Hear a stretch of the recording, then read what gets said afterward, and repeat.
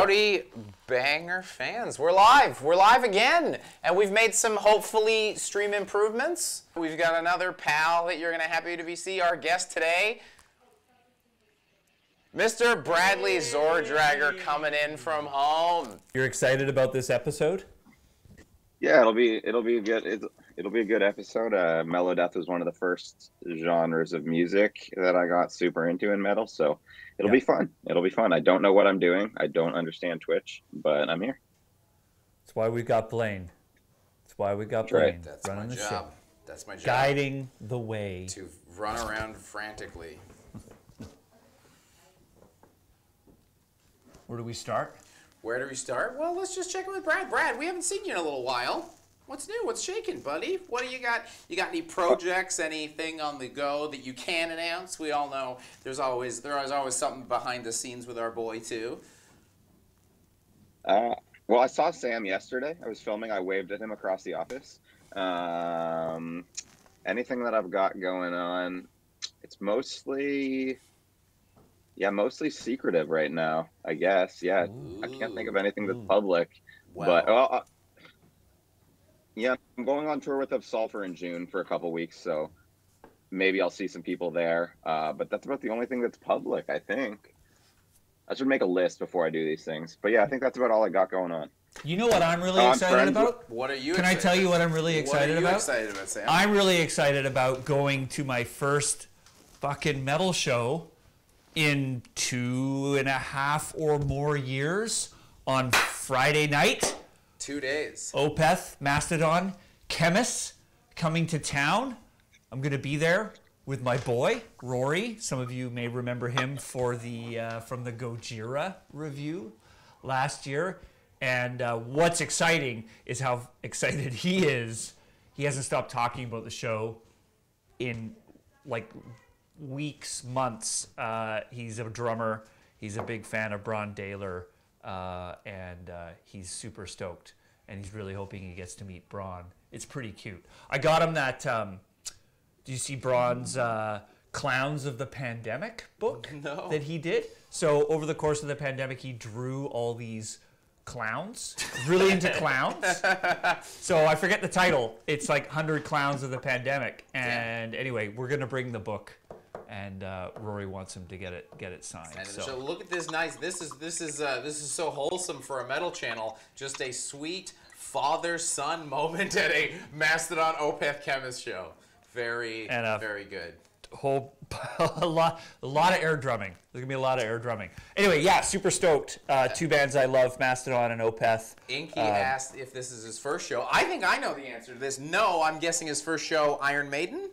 Yeah, first show, Iron Maiden. And I don't know, this is in the shot, but featured in the Banger Bar, we have Rory's iteration of Eddie, which he drew, I don't know how many years ago now, but it's been framed.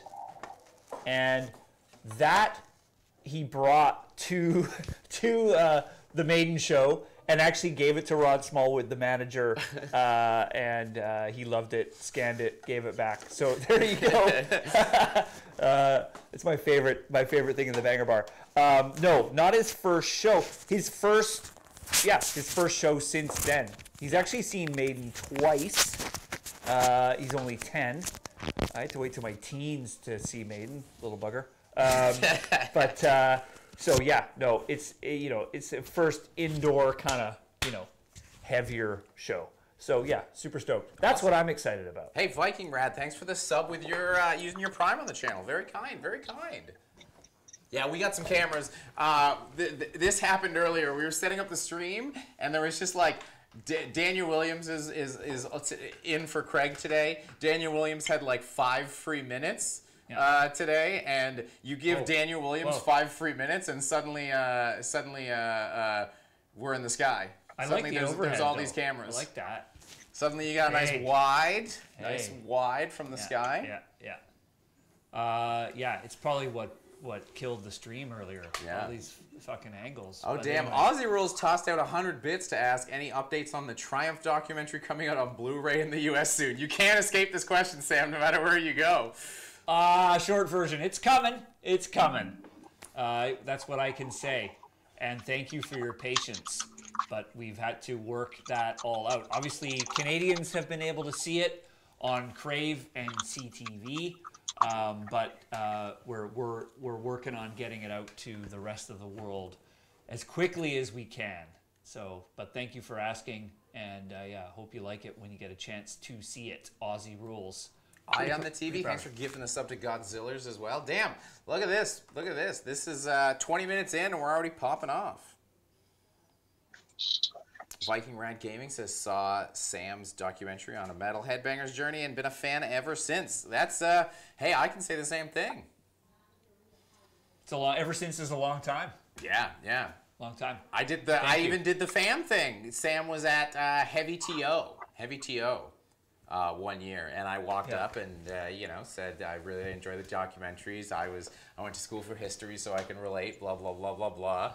You know, I said, you know, I feel a camaraderie with you. Thanks. You know, Sam's great to talk to at shows. Went off, and then fast forward, and then it was like a 10-year gap, and then boom, I'm in the office. You can't get rid of me. You're running Twitch now. Yeah. Thank you. Taking my boy to see Maiden for the first time in September. Text Ulysses. There you go. Nice. Yeah.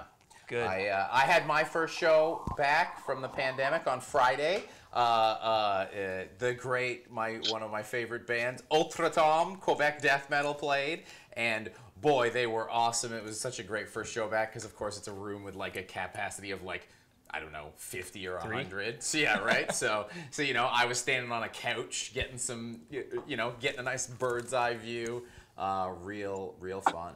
Nice. So what's the deal? DK was going to join us today, but can't because of I think it was Mexican issues. DK got Mexican customed into his schedule. He got decaned. Oh, yeah. But originally he was planning to join us, if I'm not mistaken. He was, but because I know he's got a lot to say yes. on today's but topic. Thankfully, our savior today, Mr. Bradley Zordragger, coming in hot. Yep. And coming in hot, my own with the sub. Thanks so much. And yeah, just a reminder, all because of this. Oh, hey, yeah, Brad texted me. I was in a crisis because DK was just like, Mexican border issues, can't get there. Brad said, hey, I have a present for you. It's a Hooded Menace pin. And I was like, I have a present for you. Come hang out with us on Twitch. And that was probably about an hour ago. Here we are. Yep. 3 p.m. And then, yeah, things come together quick at Banger. Yeah. But we are here. We can start talking. We can start talking a little bit on topic, though, for sure. First show post-COVID, Propaganda in November. I'm going to go see Propaganda. I might go to Guelph to see them, actually, because they're playing at a small venue in Guelph, and that's not too far. Yeah. That'd be cool. Yeah. Seeing Gara and Wold this weekend. Damn, we're trying to start, and everybody's just talking about 6 shows. It's fun, though. I like this, because I'm just, like, over ready. Yeah. Oh, man. I've been to ready so for many some shows. live music. Have you? Yeah. I mean, I went to Vegas back in August of last year for Sulphur's first show, like a band that I manage. Then I stayed there. I went to Psycho Las Vegas. And then I went on tour with Brand of Sacrifice in October. So we got to see Dying Fetus every night. Yeah, I've been to a lot of shows. So it's it's the old hat. novelty is gone. It's old hat to you already? I'm just it's back to normal life, I guess. And I got to ask the obvious question. How does it feel? What is a show like post-COVID versus pre-COVID? Tell me. I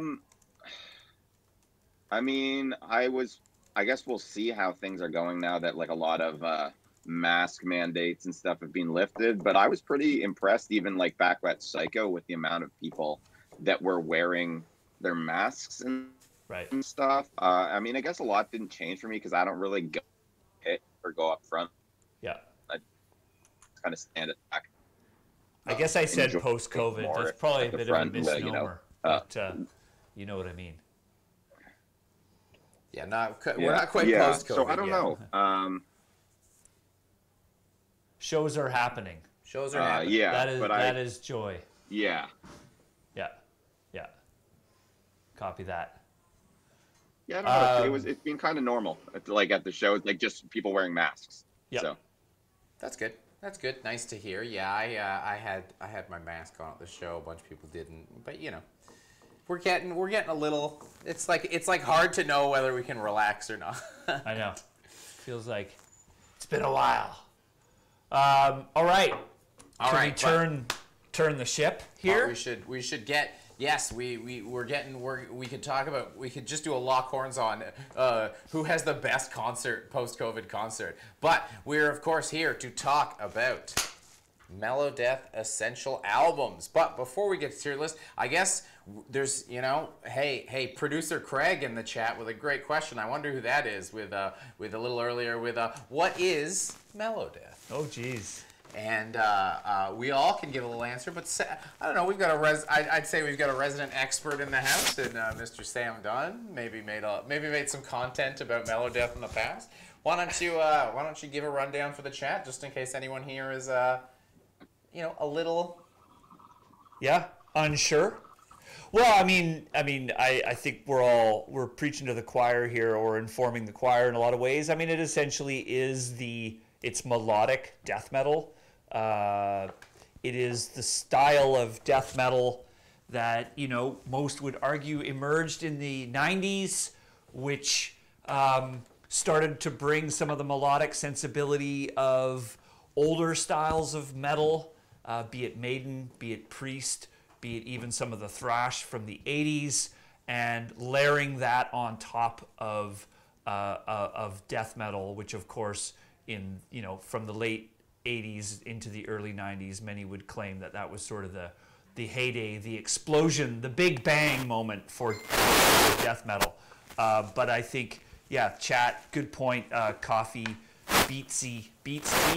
The key piece, at least for a long time, was that the vocals were death metal, and that's what distinguished it from, I guess, just straight ahead traditional melodic metal. But that's the scaffolding, I suppose, for Melodeath. We could get into more details on it. But Brad, tell me, what's Melodeath to you? Anything to add? I guess when I first discovered it, through reading magazines, as I did a lot when I was younger, and that's how I became a journalist, I guess. I think as I read people, it's like, bands that they take like Judas Priest and Iron Maiden style melodies, filter them through a little bit more, drop tune them a little bit, filter them through a little bit more distortion, add some growls on it, and, a little bit of that. So it's informed, I guess, a little bit more by, traditional heavy metal, but is still heavy and with the screams. So I'd say that's a fair summation. Summation, yeah. Yeah, I mean, that's the thing. I mean, for me personally, just talking about it as a sound, actually get into specific bands or albums. It was, I don't know if I knew it at the time when I started to hear those early melodic death metal records, but it was like the ultimate marriage for me, because one, I was, and still am, the biggest Maiden fan on the planet. So that sound was sort of deeply ingrained in me by the early 90s. But I was also a deep, deep fan and old enough to be there when the records actually came out of those first Florida death metal records from Death, Morbid Angel, and Obituary, particularly for me. But then also, of course, the early Swedish death metal bands, particularly, I guess, Entombed, really. There were others, but Entombed was the big one for me. So anyway, just on a pure ingredients level, putting Maiden melodies on top of an Entombed riff with a guttural death metal vocal was just like Kid in the Candy Store.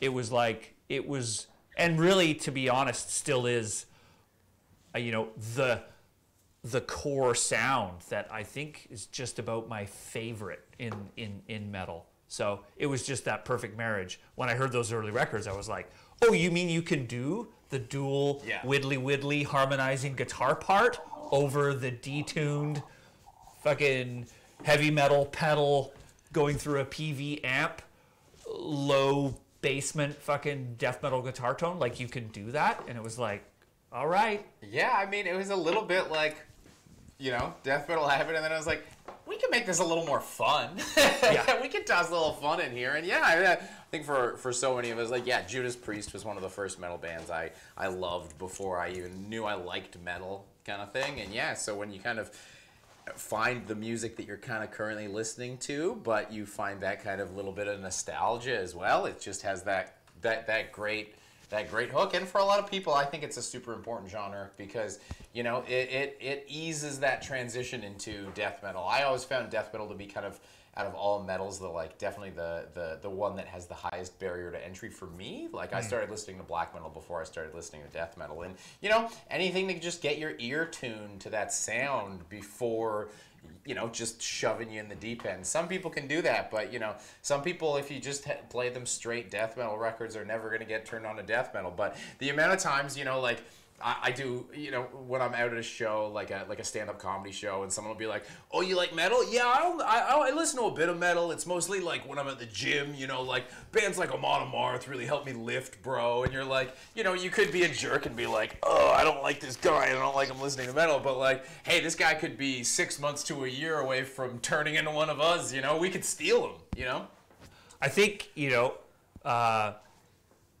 I think why I got into death metal so early was, again, like, I was in my teens when all those seminal records came out. Yeah. And that I was still in that phase of, like, my life where we were all just, like, searching for the heaviest thing. It was like, okay, you had Slayer and Venom and Testament and Creator and Destruction, but then it was like, oh, then you've got Morbid Angel and Obituary. So it was just sort of the logical next step.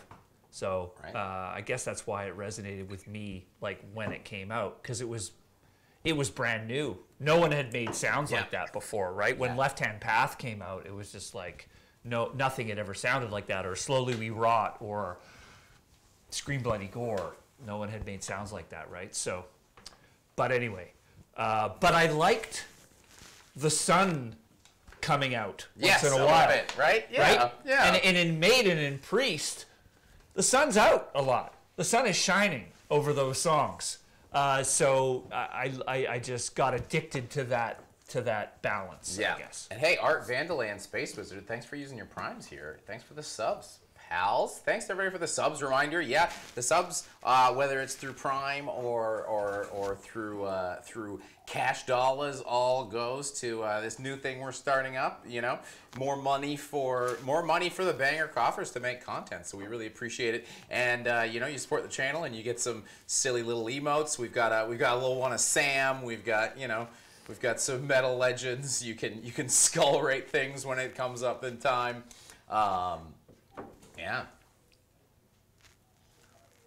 And hey, what have we got going on in the chat? We've got some big ones. We've got, whenever I introduce people who aren't familiar with the subgenre, I use melodic death as a bridge of sorts before jumping into the rest of the genre. Yeah. Totally, yep. Your go-to albums being Yams Viking, Left Hand Path, and Push Pull Destroy, even though I heard the argument that Battlecross isn't really metal to death. And you can get into that a little bit with Entombed, but as well. But you know, certainly there's the ties there too. And Nos for Rat. Nice little sneaking that in there. Cheers for the sub as well. Coffee Beats Tea giving us 5 skulls so far. Sam, look at that.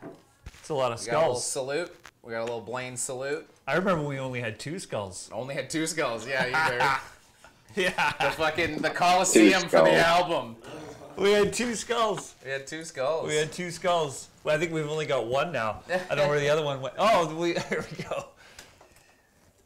The very first rating system on BangerTV was 2 skulls. The only way it could have been more convoluted is if you got out like red liquid and you like topped up the 2 skulls with red liquid to give a rating.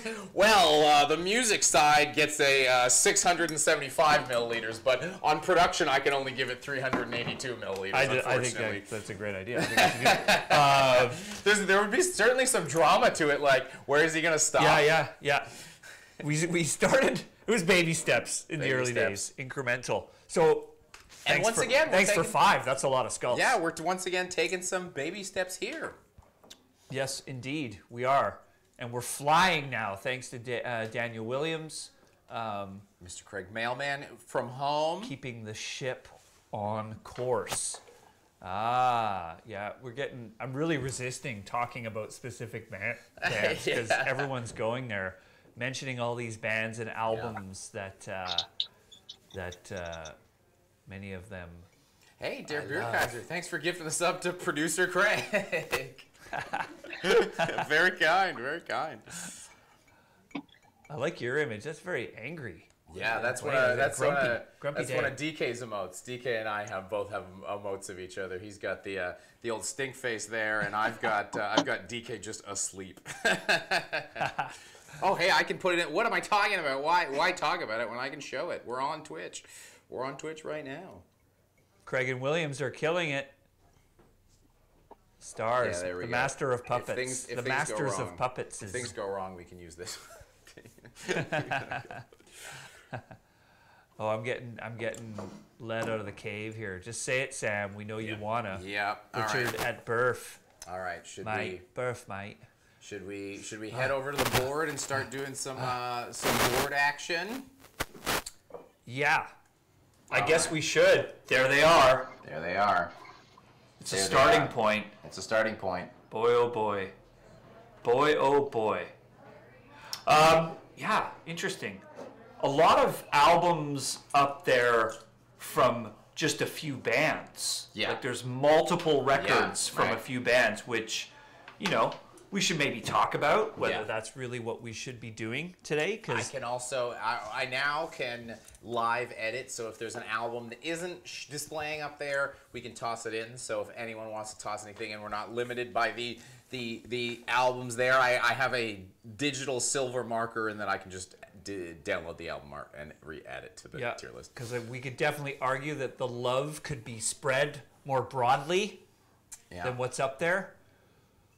But where do we start? Well, where do you want to start? Well, you want to throw up why don't we start with Brad?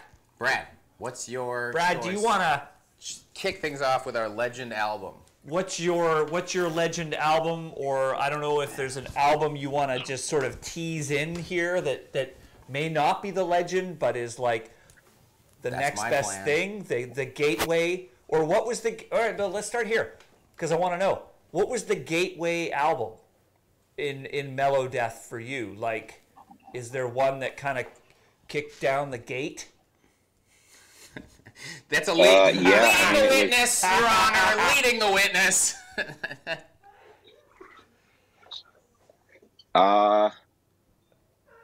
Yeah, I mean, it was At the Gate, Slaughter of the Soul. I mean, I listened to There it is. There it is. I listened to In Flames before that, but I didn't really know what it was, Okay. I had heard it, but I didn't know it was its own, like, subgenre. Well, let's start there. Like, In Flames, like, what did you like about In Flames when you first heard them?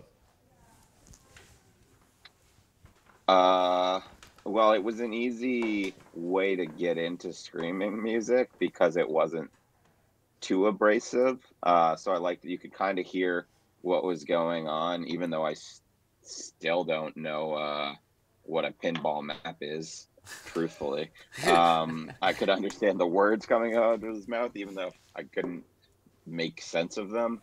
It was heavy, but it was catchy and fun and easy to listen to, but still aggressive. So, yeah, I like that. I think I found In Flames in a Tony Hawk Pro Skater game or Tony Hawk's Underground or something.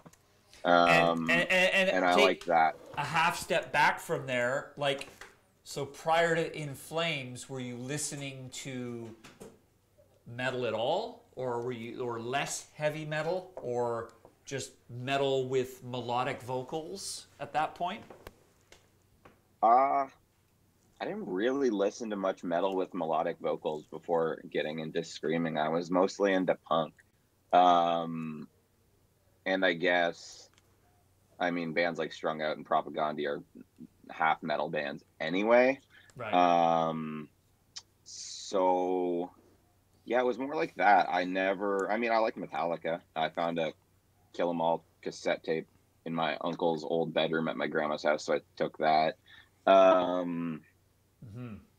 yeah, I didn't really listen to much singing metal. I wasn't really raised around metal at all. My parents don't listen to metal. They listen to nothing even close to that, so I didn't have that around me. I didn't listen to, I had nobody to introduce me to, Iron Maiden or Black Sabbath or anything. So it's, yeah, this kind of stuff was probably some of the first stuff that resonated with me. Your line, I still don't know what a pinball map is. Yeah. Also, we've got Is Brad. a fucking keeper. Brad looks like the lead singer of In Flames. Pass it on from Captain Ahab in the Jet. Yeah. And yeah, so interestingly, I kind of was Googling it.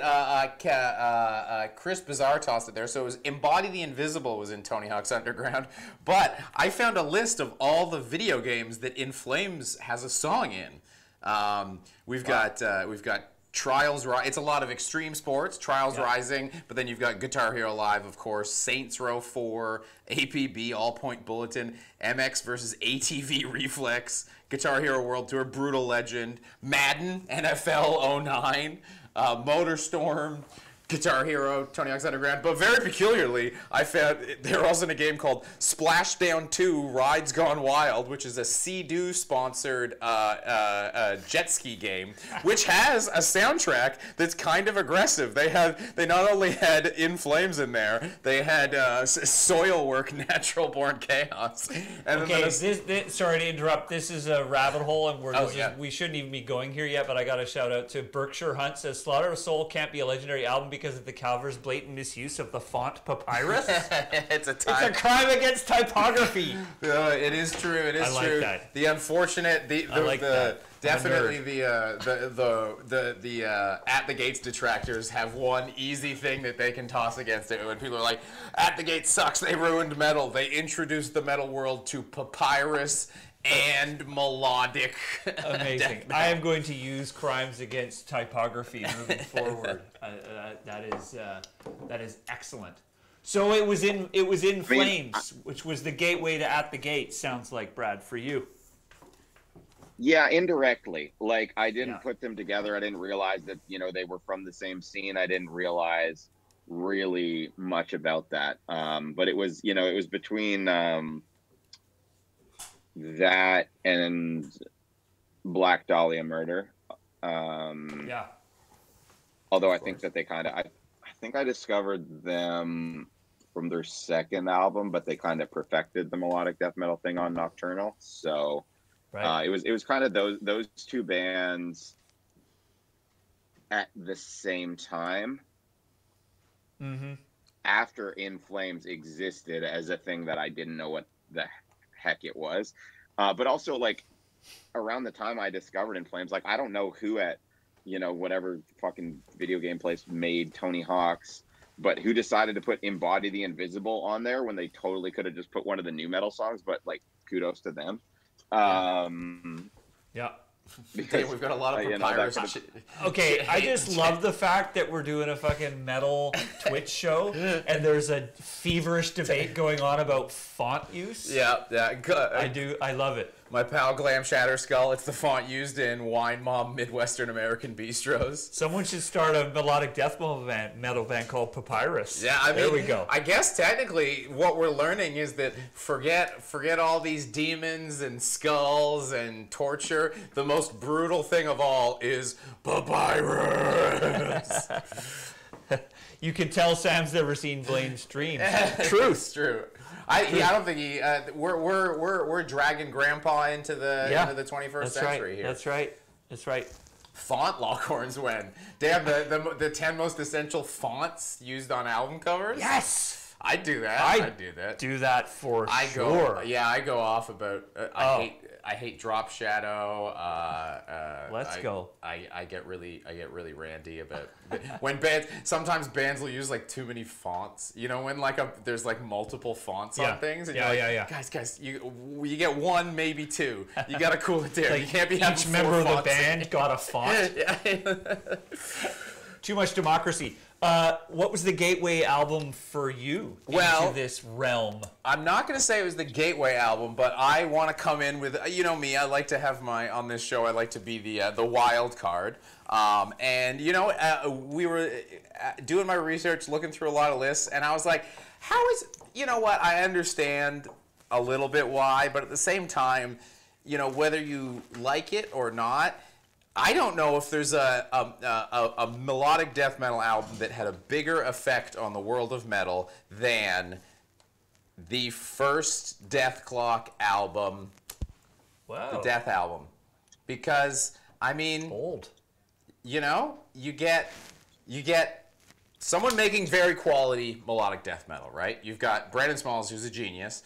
You got just randomly grabbing whatever drummer was lying around, just Gene Hoglan hanging out. Hey, Gene, come over here and drum for me. Yeah. And, you know, not only did he take melodic death metal and make some, like, perfect examples of it, he also made probably one of the most accurate, like, resonated with metal fans piece of media out of it. Yeah. Like, not since, like, something like Spinal Tap has really, like, metal fans, like, universally praised something in the media about them, right? Yep.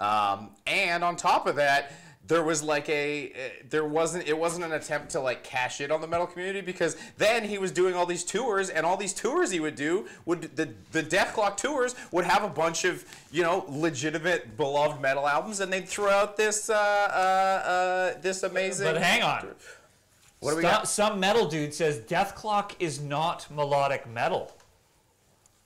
What say ye? It is plain and simple. Death Clock cannot and will be ever duplicated. Well, it is Death Clock, but it also needs to be put in a genre, because that's what we do around here, and it gets put in melodic death metal because it's melodic death metal. Damn it! That's the way it works. What year was that album?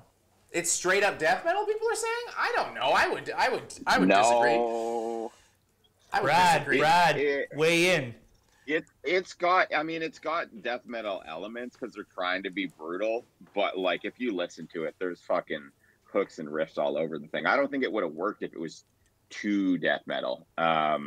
Also, I talked about this in the new review that I just filmed yesterday, and so this is fresh in my mind, but at the time of their release, each death album was the highest charting death metal album of all time on the Billboard 200. So the first one went to 21, the second one went to 15, and the third one went to 10. So it's kind of, I think Blaine's factually correct here. You know, it's just, it is. It's a first for everything, like, right? I think you've got some allies on the board, Mr. Smith. You know what? I don't have an opinion on this. It didn't have the big impact on me. The Death Clock thing. I love the show. Made me laugh. Some great stuff, and a brilliant concept, the whole concept of it and how it was all built. Amazing. But yeah, didn't really register for me. But that's cool. But that's when cool. you think, like, you know, 2007, so like for me, I was 21 when that album came out. So there's a lot of metalheads that I think really, I think you really would have if you went back in history and, you know, got Brandon Smalls out of there, I think you would see a noticeable dent in the metal landscape today from the amount of people. Think about it. I'm 36. That album came out when I was 21. That means there is a bunch of 30-year-olds right now that were 15 when Metalocalypse launched. That Metalocalypse launching could have, like, literally probably there's probably thousands of kids out there that single show launched the trajectory of their life, you know? Yeah. And the music is really quality music. It's not like, the music was like okay, well, I have this show, so I have to tour. I'm just leaving money on the table. The music backs it up, really, I think, in terms of quality and you know, really, like, whether you like it or not, you can't act like the guy wasn't working. I mean, there's some you know, fast hand fingered wizardry to quote Metalocalypse on those albums. Yep. What's that, Brad? I saw them on their first tour. Well, not the first tour. I think the first tour was like a college tour where they went around a college campus. But I think I went to the first Death Clock tour when it was like publicly available, and I saw them with Chimera and Soylent Green. Yeah. Nice. And you know, they toured with Mastodon and Black Dahlia Murder. I think that was the biggest tour they did. Yeah, you know, they were in there.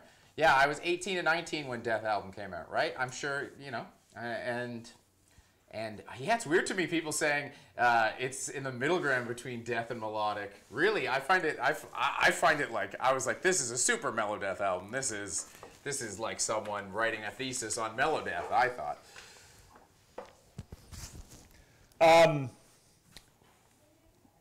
My gateway album probably would be Heartwork. Yeah. I mean, No surprise there. I mean, I guess maybe that's the obvious answer. One, because of age. I'm 48, so that was 90. What was that? 93. That album came out. So I was, yeah. Imagine that. I was 19 when Heartwork came out. So, you know, I think it's the oldest record on that list, and you know, I certainly won't be the first to say that it is the album that moved the turnstile, that shifted things in a new direction. No one had really created an album like that, especially considering where Carcass had come from on their earlier records, right? It was, you know, maybe the first time, I don't know, I want to hear what the chat says, where, like, you know, at that time, like, a band had made such a discernible shift in terms of their sound with the addition of Michael Amott, of course, on guitar. So you've got Bill Steer and Michael Amott, you know, two of the best riffers in extreme metal, combined with the fact that they were also guys that were both raised on, you know, Maiden and the Scorpions, etc. So clearly they were starting to maybe wear other influences on their sleeve a bit more with that album.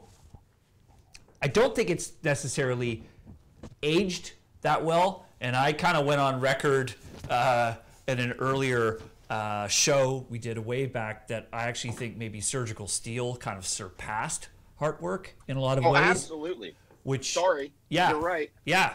Tell me. Yeah, get in here, Brad.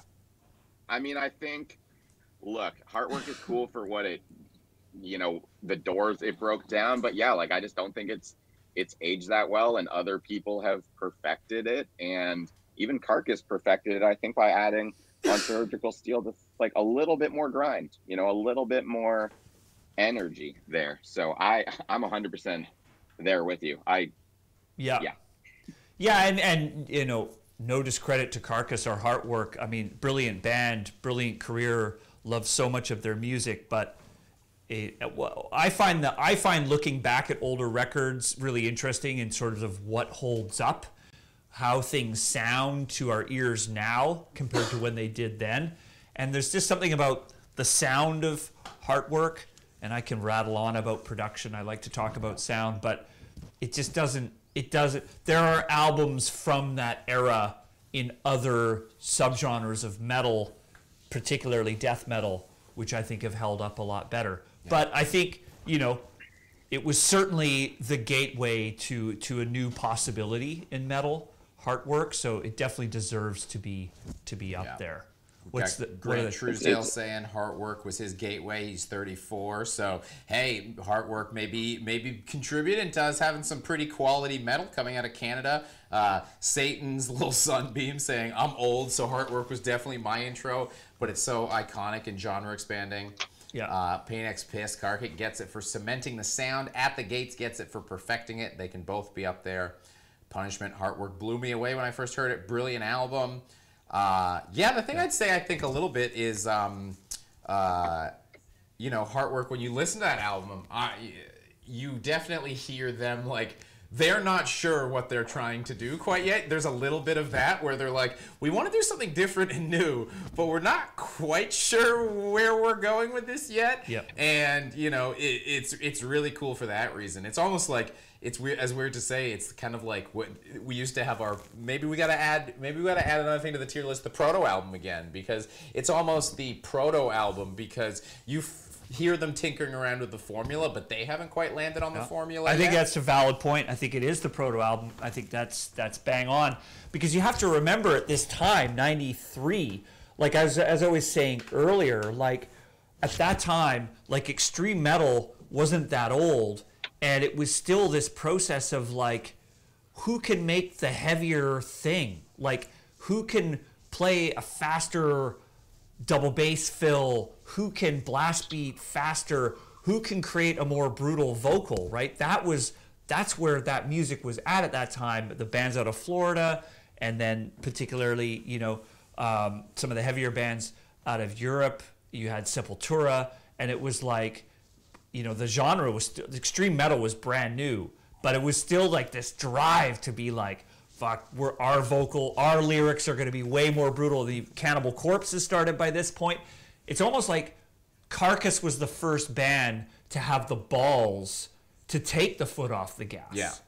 Because those early Carcass records are insane, right? In terms of like complexity and, you know, the lyrical matter and the whole approach of the band. So I credit Carcass because they were like the first, and I want to hear from the chat, maybe I've got this wrong, but they were like the first extreme metal band to go, we're actually going to do something a little less extreme. Yeah. And it ends up opening a door to a whole new different genre, and that's why we're here. Yeah, it's interesting the timing, too, where it was like you kind of had death metal definitely had reached a point where people could start experimenting with it, and you get kind of, at the same time, you get the branch of Carcass going off with Heartwork. At the same time, you get the Norwegians just going crazy with being like, death metal is too commercial, we must, I don't know why I'm doing French-Canadian for Norwegian. I think Norwegian black metal artists are just Quebecois. I think that's the secret there. You know, just to be like, it's too commercial, we'll make our own music. You know, kind of. It's just the go-to accent. Same time, yeah. I will say, just to put a bit of a spanner in the works here, I think a little bit of a shout out, actually here, to Chuck Schuldiner and Death. Perfect timing. Look at this. Because is it here too? Because Chuck, by the time you were getting to albums like Symbolic and Human, particularly, like he was infusing a lot of melody in the guitar. Maybe not in the same, he wasn't doing like the dual guitar like KK Downing, Glenn Tipton, or Smith Murray kind of thing, which is what Amott and Steer were doing. They were like, they were doing that. Schuldiner was not doing that, clearly. But he was, you know, the difference between Scream Bloody Gore and Leprosy to Human, has been mentioned many times, is fucking light years, both on a prog side, but also on a melodic side. So there's, I think, just a little bit of a shout out here that there's a taste of it in those later Death albums where those, you know, you could almost argue that those albums were proto melodic death albums as well. There's a lit, as weird as it to say with, I know what At the Gates are like internally, but there was almost like, it almost came through a little more in the guitars where like Death was almost just like a little too like sad to be Melodeath, you know what I mean? Chuck was just a little too like, the guitars just sound a little too like, he's sad for it really to pop into that Melodeath. Because even with At the Gates being like, you know, inside their head, suicide, brain, blah, blah, blah, the guitars are still like, wee, wee, wee, wee, up in like Party Town. I love it. But yeah, so there you go. We've got 3 albums. Yeah, and we've got also Thrash Maniac and Valdir coming through with the subs, very kind. And way earlier, but we had a goal of hitting 1,500 subscribers, and we've blasted through that in the stream as well. So thanks so much for making this such a success, guys. As you can tell, we're all already having So much fun. And yeah, you know, look at the difference between the first stream and the second stream. We only had that one moment where the internet was bad. We patched together our Canadian internet with maple syrup and beaver pelts. We got some more. We're getting a little more graphically action going on up here. You know, you guys are subbing and everything, and we really appreciate it. We're flying. Now, I think we do have to talk about, like, we're going to talk about Slaughter of the Soul. Like, I don't know. We'll get there. Yeah. Because there's lots to say. But a lot of people are talking about the earlier At the Gates records, right? Red in the Sky is Ours, Terminal Spirit Disease, and I know we've got the graphics for them here. And, you know, that's really interesting because we have to also give credit to those albums as well. It's almost like those early At the Gates records are also proto-mellow, whatever the fuck we want to call them. Such a different band, though. Like, their vibe on those records to me is much more black metal in terms of the production and how stripped down it is, and there's a lot of atmosphere to it, for lack of a better word. It is certainly not the driving death metal that we've heard out of Florida and Sweden by that time. So it's, and Gardens of Grief too is mentioned in the chat. Like, it's tricky. Like, I really actually think that At the Gates, so much is said about Slaughter of the Soul, and, you know, I go on record, it's in my top 5 albums of all time. Easy. But from a creative standpoint, those early At the Gates records were really doing something completely new. I mean, you certainly do have we'll call them the Red in the Sky is Ours truthers, where they're, you know, those people that are like, after that At the Gates sucked, they sold out, but Red in the Sky is Ours is At the Gates at their best. Then they made a commercial record to be millionaires. They sold out, but Red in the Sky, that is a perfect album, and that's At the Gates at their best. And if you don't agree with me, you're a poser and get out. Does that make me Metallica truther? Different conversation. Can that exist? Yeah, you're right. And that happens with a lot of bands, of course. You know, the albums before the big album, we were there when, the sellout narrative. But yeah, you're right. And I think At the Gates just deserve a shout out, like, from a creative standpoint. I think it's largely because the production on those records, and we did our own, here's my plug, you know, we did our own Slaughter of the Soul Metal Evolution albums documentary where we talked about this, and the guys talked about they hadn't really nailed their sound, and I think it's largely the production of Slaughter of the Soul and the cohesion of the songs. But shout out to At the Gates, super creative albums. Blah blah blah. We've got some Time to Get to Children of Bodoms appearing in the chat. Yeah. Which seems pretty fair. Seems pretty fair. It's that's an interesting one for me. Again, sidebar. We should probably have a whole episode. Take down the Lockhorns logo. This show's now called Sidebar. It's all sidebars. The first decade of the 2000s as being the second most important decade in the history of metal, next to the 80s. Discuss amongst ourselves. Because what our conversation with Brian Slagle last week and what this conversation is telling me, I mean, obviously we've been talking about a lot of the earlier albums so far with At the Gates and Carcass, but where we're going is firmly first decade of 2000s. Yeah. Pretty transformative decade. And maybe I'm only starting to get perspective on it now because it's 2022 and we got a bit of distance.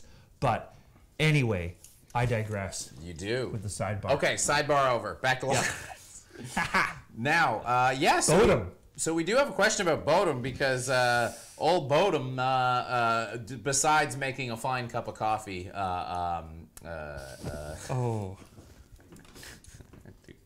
I want the pinball map joke back. We've got a lot of Bowdoin albums to choose from. Brad, let's check in with Brad. Brad, what are you saying on Children of Bowdoin albums? How are you feeling? I like Follow the Reaper. I'm advancing a controversial opinion. Uh-oh, here we go. I'm not totally convinced that Children of Bowdoin is even a death metal band.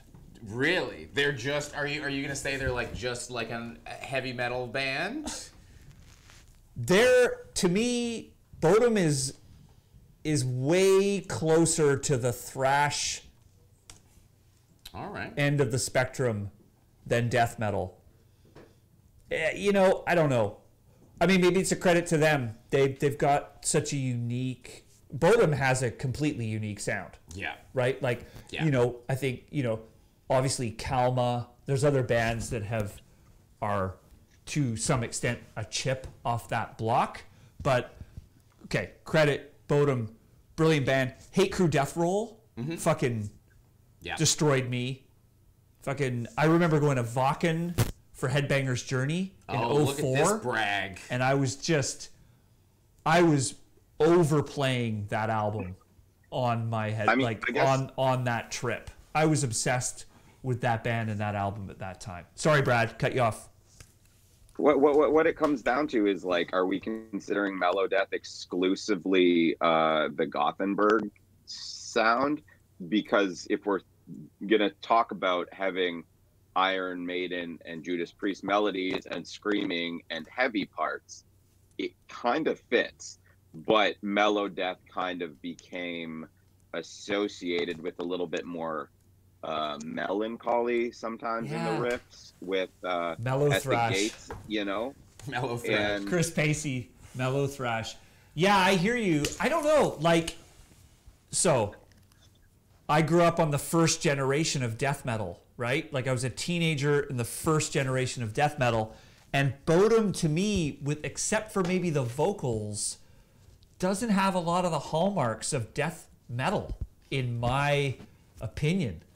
They're cut from a thrash cloth for me. They're cut from a kind of more power metal-y cloth to me. They're a different creature to me, and maybe it's the keyboards, it's the speed. They didn't have a lot of, like, they're not really down-tuned. They don't have the death metal slows the fuck down, and it's got this murkiness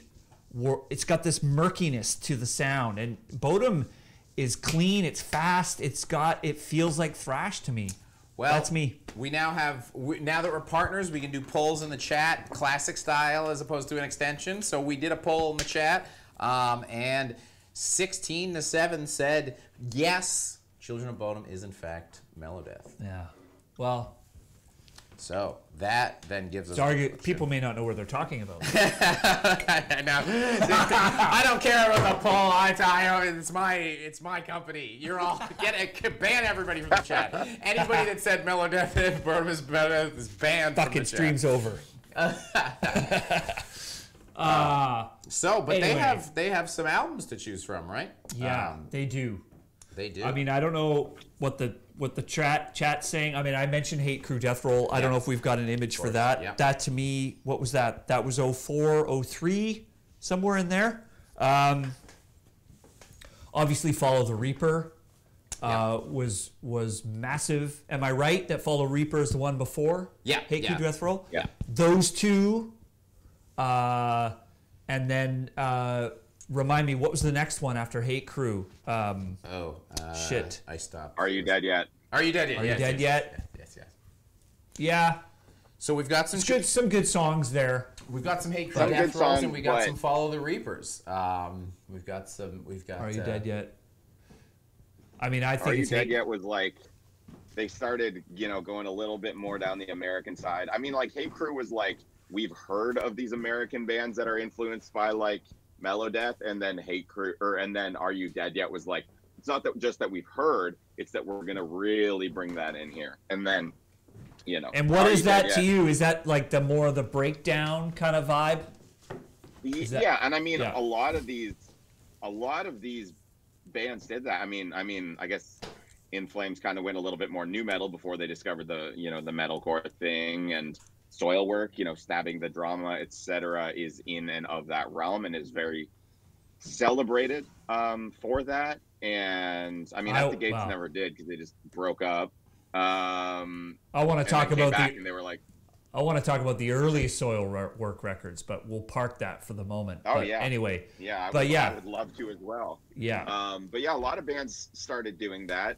And I think that that's the other thing that's, huge about this, is the influence on what became probably one of the biggest booms in the mainstream for metal, which is, the metalcore and the new wave of American heavy metal and whatnot. So it's like, like you were saying, and that kind of goes with what you were saying with the, the 2000s being the most important decade of metal, along with the 80s, that's when that happened, For sure. Yeah, because in parallel, right around this time, of course, Lamb of God is becoming big, right? They're starting to headline their own tours around the early to mid 2000s. Right, not to mention Killswitch and at that time, God Forbid and Chimera and all of that stuff. But yeah, it's Hate Crew for me. Hate Crew, but yeah, that's my Bowdoin record. For sure. It's Follow the Reaper for me. Follow so maybe we Reaper should pull this after this current poll. Damn, yeah, people love polls. We can keep polling, and hey, we can keep thanking Joaquin Garcia for the Prime sub and Metal multi-ball for the 100 bits. I don't believe in polls after the last decision. Sam has now banned polls from the entire Banger building. Children of Bodom is not a death metal band. Say it again. Is not a death metal. But anyway. So my take would be, I think it fits in here, but I think that part of the reason that it sounds so different isn't necessarily that they were playing thrash or they were playing any sort of different style. It was just that Alexi just has such a unique guitar playing style that it's almost like Children of Bodom is really one of those bands where it's like, it doesn't sound like a lot of other bands, because that's one of the greatest guitar players of all time, and that's when you really get your your singular individual sound, and it kind of becomes harder to hear a genre in it when really that's the he's a sound unto himself, right? Yeah, absolutely. Frankly, I'm still not used to the idea that he's not around anymore. Yeah, I find that I don't speak of him in past tense yet, right? Which is kind of surreal. But yeah, absolutely. It's like Vivaldi thrash. Yeah. He is, what else to say? I mean, the guy had such virtuosity and such melodic capabilities and bonkers level of songwriting and composing, and him, in the keyboards with the dueling stuff. I mean, they took the Maiden and Priest thing and did it with one guitar and a keyboard, right? And they just yeah. Go ahead. Is there another tangentially Melodeath related guitar hero like that? I can't really think of a band where it's one of the players is the star, like Alexi was. Even though there are celebrated duos in these bands, it's not the same. He was his own thing. He was a superstar, and the other bands, I think, were all known for the teams of players. The two guitar players, maybe three. Although I don't know if there was any Melodeath with three, and maybe that was just an Iron Maiden thing. But I can't really think of anybody else in that realm. Yeah, good point. I mean, I would make an argument, although different, because he's not the front man. Michael Lamotte, I think, is on the level of but that's because I'm a mega fan of his guitar playing, his actual guitar playing and solo work. I think he's up there.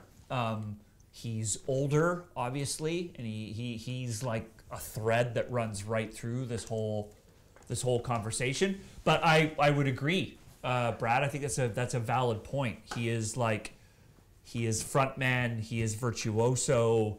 He is architect of a very specific sound. But you're right. But they're still not death metal, so they don't count.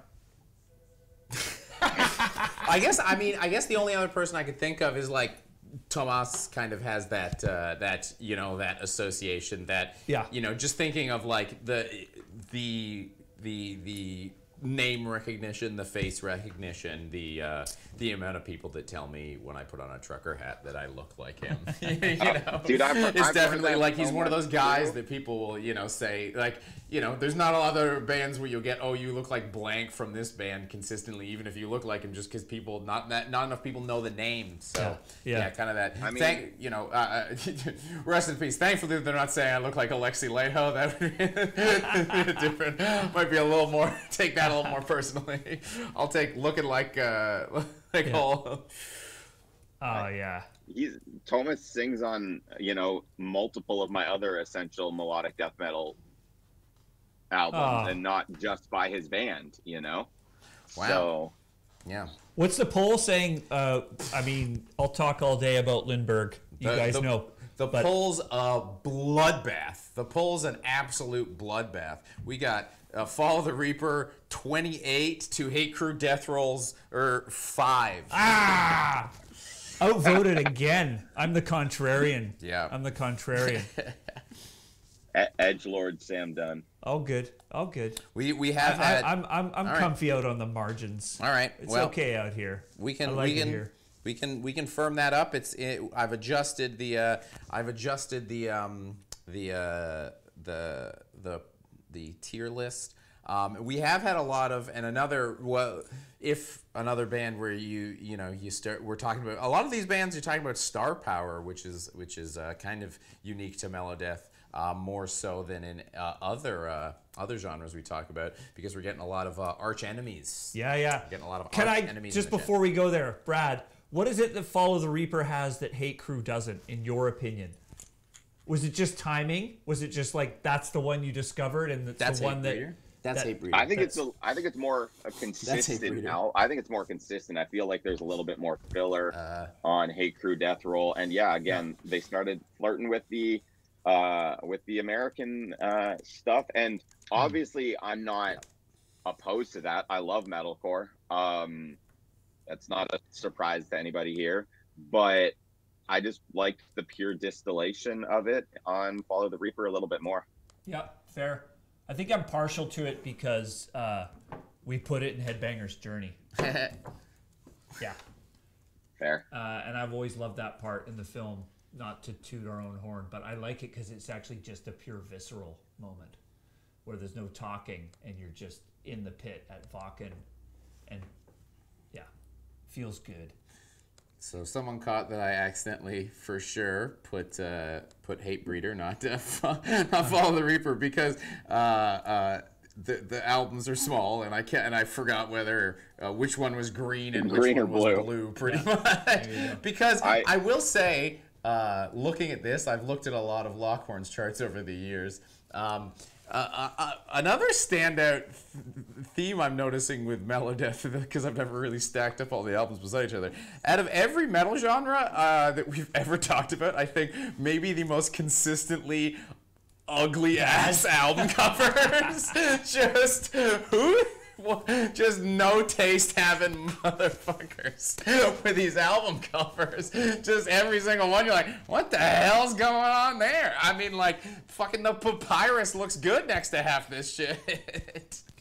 It's a bit scattered, hey? Like, the concepts on these records, it's like, what are we doing here? I'll give, just looking at the ones we have here, Black Dahlia Murder, you can't mess with that. That's a Seagrave, right? I think.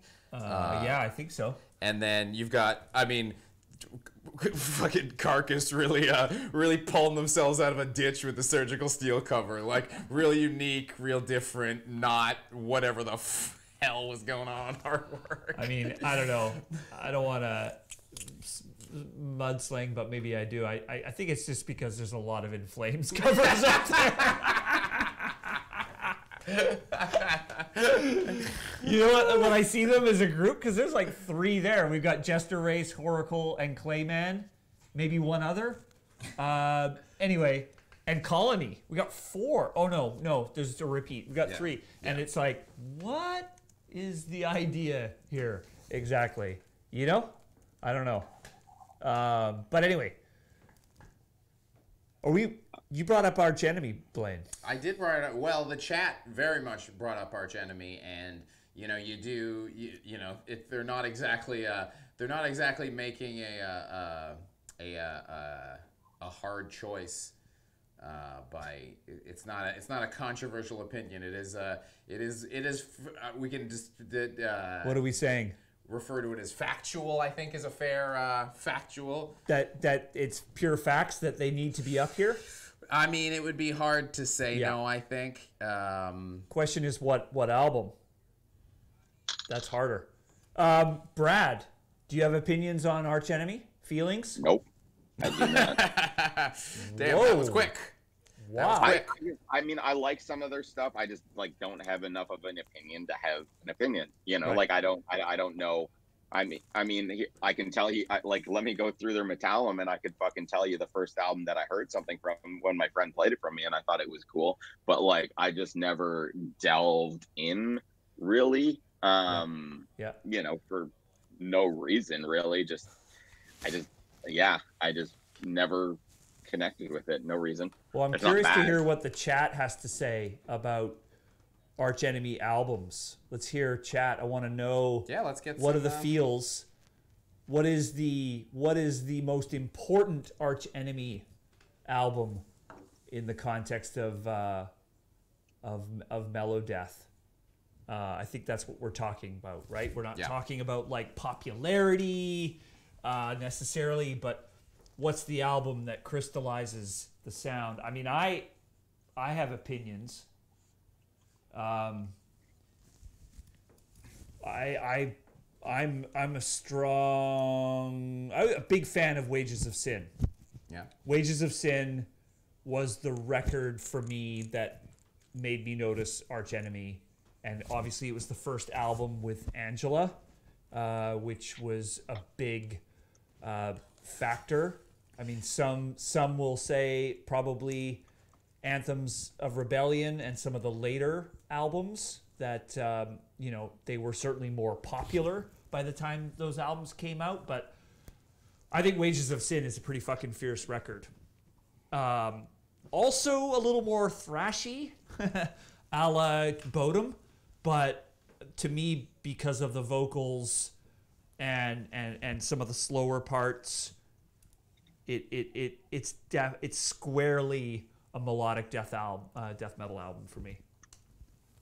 Okay, so we got hey Daniel Williams, you want to go off that page for a second while I just really quickly add that album art to this? Because I am also someone that's not going to be an expert on Arch Enemy. I do like that someone in the chat was like, Arch Enemy's been kind of meh after Angela left, and it's like, well, it's a good thing we're talking about before she left then, isn't it? Bash Maniac. Yeah, I mean, obviously there's a conversation to be had about Arch Enemy. Yeah. Overall, there's in terms of their evolution as a band. Mean, they're almost at like their own Lockhorns, the Arch Enemy good point. Lockhorns. Good point. Yeah, I think that's worth it. I mean, pretty gigantic catalog by now. Several singers, two of which have probably been the two most impactful female singers in extreme metal. Angela, then Alyssa, question mark. Certainly Angela. So, definitely warrants some conversation. And obviously because, especially on the tracks that I've heard from the forthcoming album, moving discerningly in a more commercial direction. Yeah, when we were, doing on my stream over at twitch.tv/metal comedy, where we every Sunday we research the Metal Monthly show by opening up every single metal album releasing a month in the future and listen to a little bit of it. I caught a new Arch Enemy music video and I was like, am I forgetting who Arch Enemy is, or is there a lot of singing on this for an Arch Enemy song? Did they always sing, or am I Bernstein Bearsing Arch Enemy, or did they? I mean, maybe I'm blanking on some, but to that point. point, maybe I'm blanking on some deep tracks in the last album or two. But no, I forget the name of the track, the new one that's come out with Alyssa doing clean vocals. They've made that step. Yeah. And now how much they're going to continue down that path, how much of a step that is, how permanent that step is, of course, remains to be seen. But they've almost created, like, how do you put this? Like, it's almost like they're a pop extreme metal band. Yeah. Well, it's the way their definite shift these days is you feel like it's a callback to our last stream. It's like, are they going to be successful? Yes, because Europe exists. It's like every metal band out of Sweden exists because Europe exists, right? Just like, boy, this sure sounds. I don't know why. It's like you put it on, you close your eyes, and you're suddenly transported to like an open air. You're just like, how am I suddenly at an open air festival with this chestful glorious singing? Yeah, yeah. So yeah, I mean, Arch Enemy. That would be an interesting conversation. Lots of opinions out there for hey, their own I'll episode. say this, it definitely, I mean, the album definitely certainly fits in with all the others by looking like a goddamn Yu-Gi-Oh card or something. Just what the hell? What trap card did I just activate by putting that Arch Enemy record up there? Well, I mean, I guess we'll put Wages of Sin up there and then just see how we what bang the it people out. say. Yeah. I don't know. We're not getting a chorus of voices on any other albums. Yeah. It seems to be more what people think about Arch Enemy. Yeah. So maybe you're right. Yeah, we've got a Sam Dunn stamp of approval. We got a Grant Truesdale stamp of approval. So, you know, it definitely seems. I mean, say what you will. I mean, what was Wages of Sin? 02? 03? Say what you will about where they've gone. Yeah. But that is a balls out fucking Yeah. great record. Yeah, 2001. 2001. Yeah. Man. Like, there are some great songs on that record that are still, I think, in the band set. And, you know, in terms, again, of, like, a female vocalist in extreme... Like, now it's much more commonplace. Yep. But I think we forget that in 01, I don't know. One of the Angela was the only one out there. Trailblazer. She was the only one out there, and she killed it. Yeah. We've got a bit of a loaded question. Question for Sam: do you think Alyssa has been the best choice to be Angela's successor? I think that the answer is yes. I mean, she filled the boots, and they're making some creative decisions. Yeah. And yeah, the song, thank you. Someone mentioned earlier, I forgot it, Handshake from Hell. Not sure how I feel about that, but that's me. But hey, we have a poll result. Are Arch Enemy essential? By a hair's margin. 56% said no. Ah. But that is 56%. I mean, Tight. That's a tight. We're pulling off Arch Enemy. Fascinating. I know, right? That's a bit of a surprise to me. Fascinating. I would argue. I will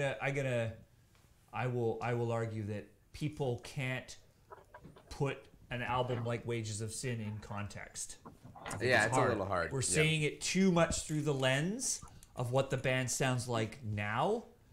Not just sounds like, but their visual presentation, their music videos have become very polished, and you know, their performances are becoming much more choreographed is too strong a word, but I don't have the word sort of mapped out.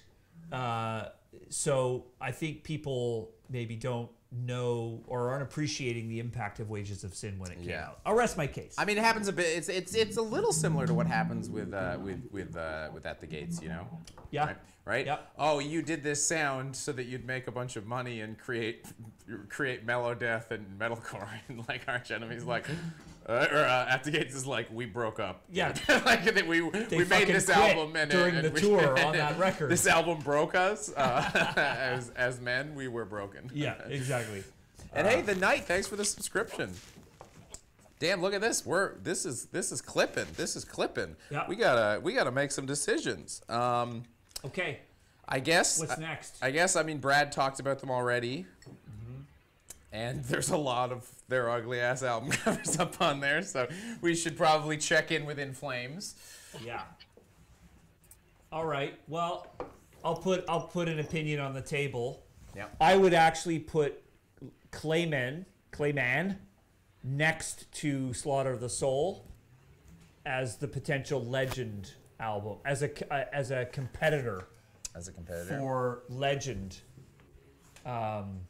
Of Melodeath, because I think this is one out. Maybe they were cooking it up, and then the pandemic hit. If In Flames was going to go out and play Clayman front to back, I would fucking be front row for that show. This is it was. I'd argue that it's a seminal record in this genre, no question. And even though At the Gates is, 5 years earlier, so it's kind of weird. And they're very different. Those are pretty different records. Hardly feels like they're in the same genre in some ways. But I think Clayman is pretty huge in this conversation. Yeah, we've got, and it's interesting the way, a band like In Flames, you've got Thrash Maniac, you got Grant Truesdale, saying they're not huge fans, but can't deny the influence. It is a band where it's kind of like almost sometimes people are like, fine. You know what I mean? Like, it's like, hey, In Flames were an influential band, and you're like, I hate In Flames, and you're like, yeah, but they're an influential band, and you're like, yeah, you're right. Like, what? How am I gonna? What lies am I gonna try and spin to argue on the other side? It's fucking 22 years ago that album came out. It's a long time ago. Brad wasn't even born. So, Brady, how did In Flames first sound in the womb? Great. What's the In Flames album for you, Brad? If you had to pick one.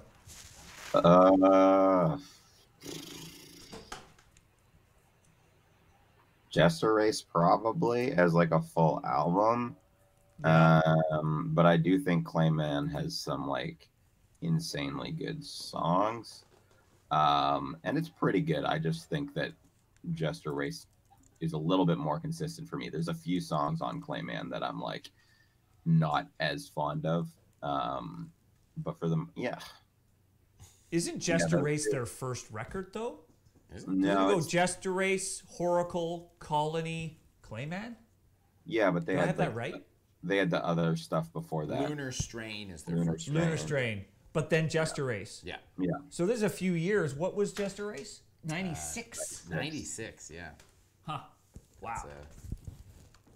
I don't know. Let me just say,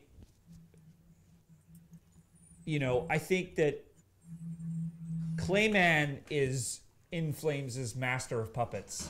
And I'll just throw it out there that people who say that Colony or Jester Race or Horacle are more important albums is like saying that Kill 'Em All is a more important album than Clayman. Well, hey, you said what In Flame album for me. Yeah, sorry. Yes. So. Yes. Copy that. Copy that. This attack on Brad's character here. Yeah, No, I mean, I'm just saying, like, if we're talking purely most influential, I mean, I think that's a difficult conversation to have because it comes at a later time and maybe other people have already been influenced by the other one. So I don't know, man. I don't know what the most important one is. Yeah, but for me, I listened to Jester Race a lot. And, the Black Ash Inheritance EP I really liked as well, which is kind of like considered a companion with that. Like on reissues, they would put it together. I actually have the Shape CD. I also have the Shape CD of Something Wild About Children of Bodom, signed by the lineup of that time, which is probably worth a lot of money now. Yeah. I'm very unpopular in advancing the opinion that I actually think Route to Remain is a good album, which is, of course, the album that follows Clayman. But, for, I think, a lot of people, we should do an In Flames Lock Horns, too. In Flames Lock Horns, too. That's probably even meatier than Arch Enemy. I think for a lot of people that fell in love with the early In Flames records, Route to Remain was the one where they started to jump the shark. You know, but I actually think it's a very good record, and I like the production on it. But that's me. I'll wait for the hate mail coming in on that one. Clayman is the Black Album. Yeah, good call. Good call. So we've got. Should we put it to the? I would which say In Flames Reroute- album? Damn. Reroute might be the Black Album. Is this Craig on polls in the chat? Who's doing all? Who's nailing all these polls? Is this Craig or is this Daniel Williams? Williams? No, Mailman. Mailman? Off-site. Or is Remote. it Inky? I don't know who's doing these. Who needs a raise? Who needs a promotion? What, last time you were talking about vacations for Banger staff, and now you're talking about raises? Not helping me out here. Hey, he said promotion. Craig the producer, show me the money, baby. Craig, Mr. Super Producer himself, in the chat, banging off. He couldn't be here in studio today with us, but look at this, making his presence known, making his presence I felt. actually want to know if Mailman has an opinion on In Flames. Yeah, how do you feel about In Flames, Mailman? Send us some mail about it. Some email. Send us some mail, man. Oh. Because As good as the Bowdoin I'm also joke. just deflecting here because I can really add nothing to an In Flames. Was never a fan. Never a fan. 20%. Wow, overwhelming. It wasn't the razor thin margins of the previous poll. This one was pretty decisive. 61% of people of the 4 albums chosen picked. How many Jester people Race. voted? I'm so grumpy. I'm so grumpy with the polls. Yeah, But it's actually refreshing that I'm actually not the old guy saying that the first record should be the legend. I actually think a later album is the legend here. So that makes me feel warm and fuzzy. Thank you, polls. So 20 people voted for Jester Race. Yeah. All right. Guess we just got to move on. I'm getting a little bruised. You're getting a little surly. Sam's gonna just grab one of these bottles of whiskey by the end of it. You don't know what you're talking Start about. throwing some skulls around. All right. Yeah, thanks. Poor Sam with these polls. It's okay. It's all right. I love all this music. Craig hasn't hit his In Flames years yet. just on the golf course listening to In Flames. At your bridge tournament? Yeah, nothing like some In Flames and some canasta, right? Peas in a pod. Okay, I wanna talk about soil work Soil work, yes. because I'm interested to hear what the peoples have to say The people, yes. about soil work. This is a band similar, I suppose, to In Flames, revealing my tendencies here, where I really like the first few records. And then they're a different band. Predator's Portrait, Chain Heart Machine, a little bit of Natural Born Chaos, even Steel Bath Suicide. But Chain Heart Machine and Predator's Portrait, for me, those are the two. Man, some fucking intense. That is a band that could play. There's some complex music. Some intense complex music. And then there's, you know what else there is? There's 500 bits in the chat. Thanks to JD. Very kind. Cheers. Wow. Thanks for coming out. 4 Skulls for early soil work. Chain Heart Machine getting some love. Yeah. I don't know. They tend to get. They don't get the same amount of respect that the Rodney Dangerfield and Melodeath. Yeah. Hey, soil work. Soil work gets no respect over here.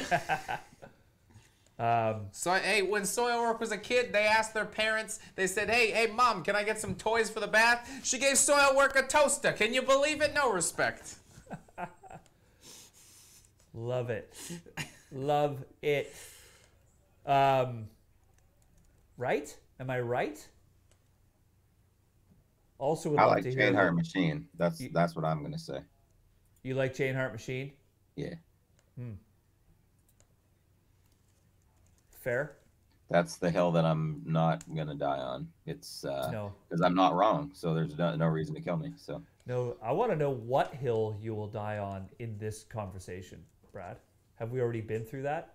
Like, is there one you're just like, no compromise, this is an essential album, or this is the legend, I'm not going to take any shit, no poll? I mean, when I say I'm not gonna die on that hill, I mean I'm kind of was being a little silly. Like, I'm not gonna die on that hill because there's gonna be nobody who wants to fucking kill me because it's the correct answer. But as far as like a controversial pick, maybe we'll see. We'll get there. Okay, all right. I've got one. At least. No, I've got one. Blaine, do you have feels on Soilwork? No. Shifty eyes, as he goes and adds a couple of Soilwork album covers to the tier list. Consulting the internet. I think the first Soilwork is Soilwork is a Wikipedia defines dictionary.com defines Soilwork. It sounds like Soilwork to Blaine is arch enemy to me. Do you have an opinion? No. Oh man, I got a lot of opinions. Unpopular opinion. I'm also gonna guess that Craig fucking Mailman does not have an opinion about Soilwork as well. Is that another golf band? Another golf band you haven't reached your Soilwork years. We definitely have some shifty eyes in the chat. No opinion, some no opinion shifty eyes going on in the chat, which I love. Craig, nope. Thanks, Craig. Man, I'm starting to feel like I'm the only guy that cares. It's lonely out here. Wants to hear me mix my lonely out here in Predator. People, go back and listen to Predator's Portrait. Do me a favor. I mean, favorite Soilwork album. Interestingly, the poll numbers, Chain Heart Machine is the favorite by a slim margin. Good. But that's good. Okay. Only 20 people in that poll, which I didn't even realize there was a poll because I'm slacking. Oh man. I like Bubble Point's image there. Nice one. I got giant fingers. Coming right at you. Oh. Burn to Black. Who are they? All right. Well, maybe we just need to move on with Soilwork because. Okay, we'll put them up there for a second. They might get bumped down. I mean, is Chain Heart Machine an essential album of mellow death?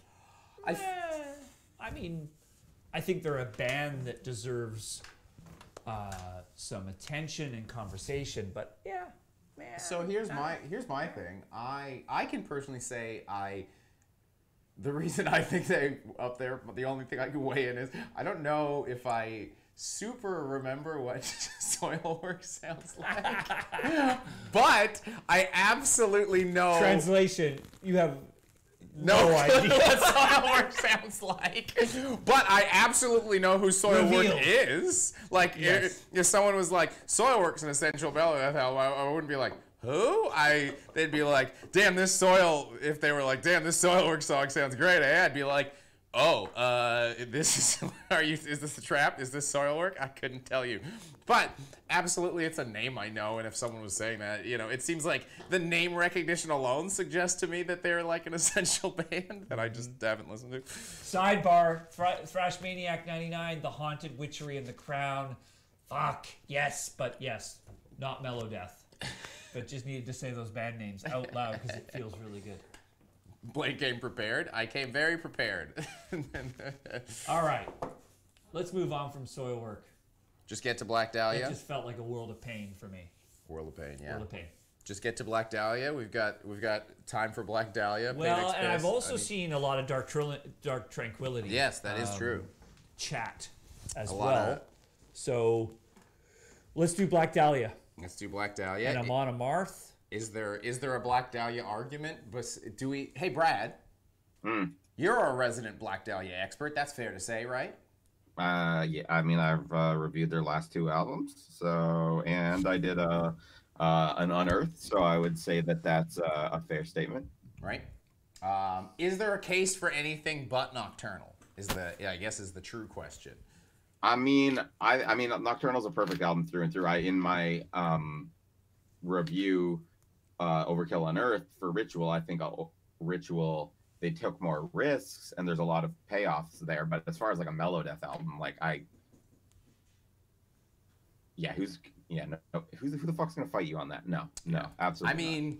I mean that potentially is even a possible legend album. When you think about the effect on the music landscape. Well, let's point out the fact that they're the only non-European band.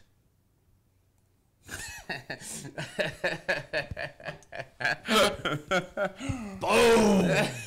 Damn, very interesting. Right? Very interesting. Yeah. So that's interesting, right? They are, I don't know, like some kind of conduit, right? To metalcore, to a whole different scene, right? Like, I think that's interesting. They are the only non-European band in this entire thing. So Deathclock. And Deathclock. But Deathclock might not even. We will do a poll on Deathclock at some point, and I have a feeling it's getting kicked off. But I'm okay with that. I just wanted to. I just like being the curveball. I gotta be the. I'm just a goat out in the field, just spitting and kicking at people, getting ready to lock horns with anything. Black Dahlia, I like their stuff. I'm not a super fan. I don't have any strong opinions personally on what album would qualify, but certainly Nocturnal seems to be the album that... like something about the Black Dahlia murder that the kids just love. Parents don't get it, but it's the taste kids crave. Black Dahlia murder. Okay, well that was easy. That was. There's not. Is there anyone in the chat? Anyone? That was less painful than Sorrow. Is anyone while we vote whether Deathclock should stay on the list? Is there anyone that has any possible thing to say about Black Dahlia besides the answer is Nocturnal? And yeah, it was Necrolord that did the cover, not Seagrave. It does have that Seagravey vibe to it, though. I misspoke earlier. It's the blues. We got anything? Speak now or forever hold your peace.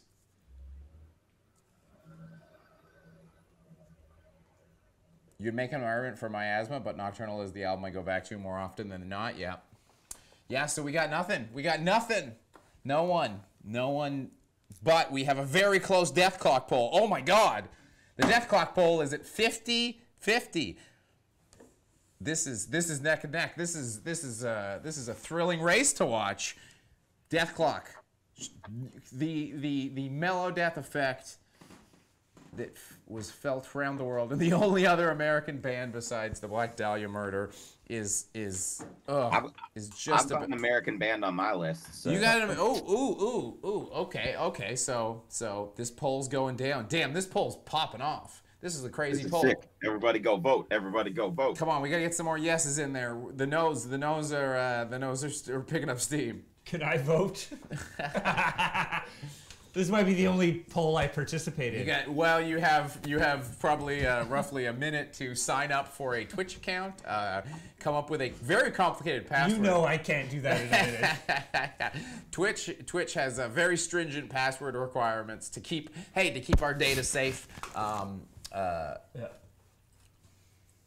what's your vote? Have you heard of that album? No, Craig, don't vote for him. Oh, it looks like it's a bloodbath. I mean, okay, so about Black Dahlia Murder, like, are they melodic enough? I mean, listen to it and don't listen to the vocals, because Trevor does do a lot of like lows more so than a lot of Melodeath bands do, but listen to it without that, and I think you'll find your answer. All right. Well, Is the poll... The current poll, however, is should Death Clock stay? the current poll. Has this been resolved? Well, I would just like to say I'm happy with the results of the poll because while the results of the poll were still no, it was a heated poll with 37 people voting no, 27 people voting yes, meaning my pick served its purpose, which was making some horns lock. Yeah. All right. All Well right. done. All right. Well done, goat in the field. So hey, you said hey Brad, I heard you got some American stuff. Mm-hmm. You got some American stuff you wanna run by us. Sounds like you're doing your Rob Flynn impression from our review. That's just because I was pretending to buy drugs off you.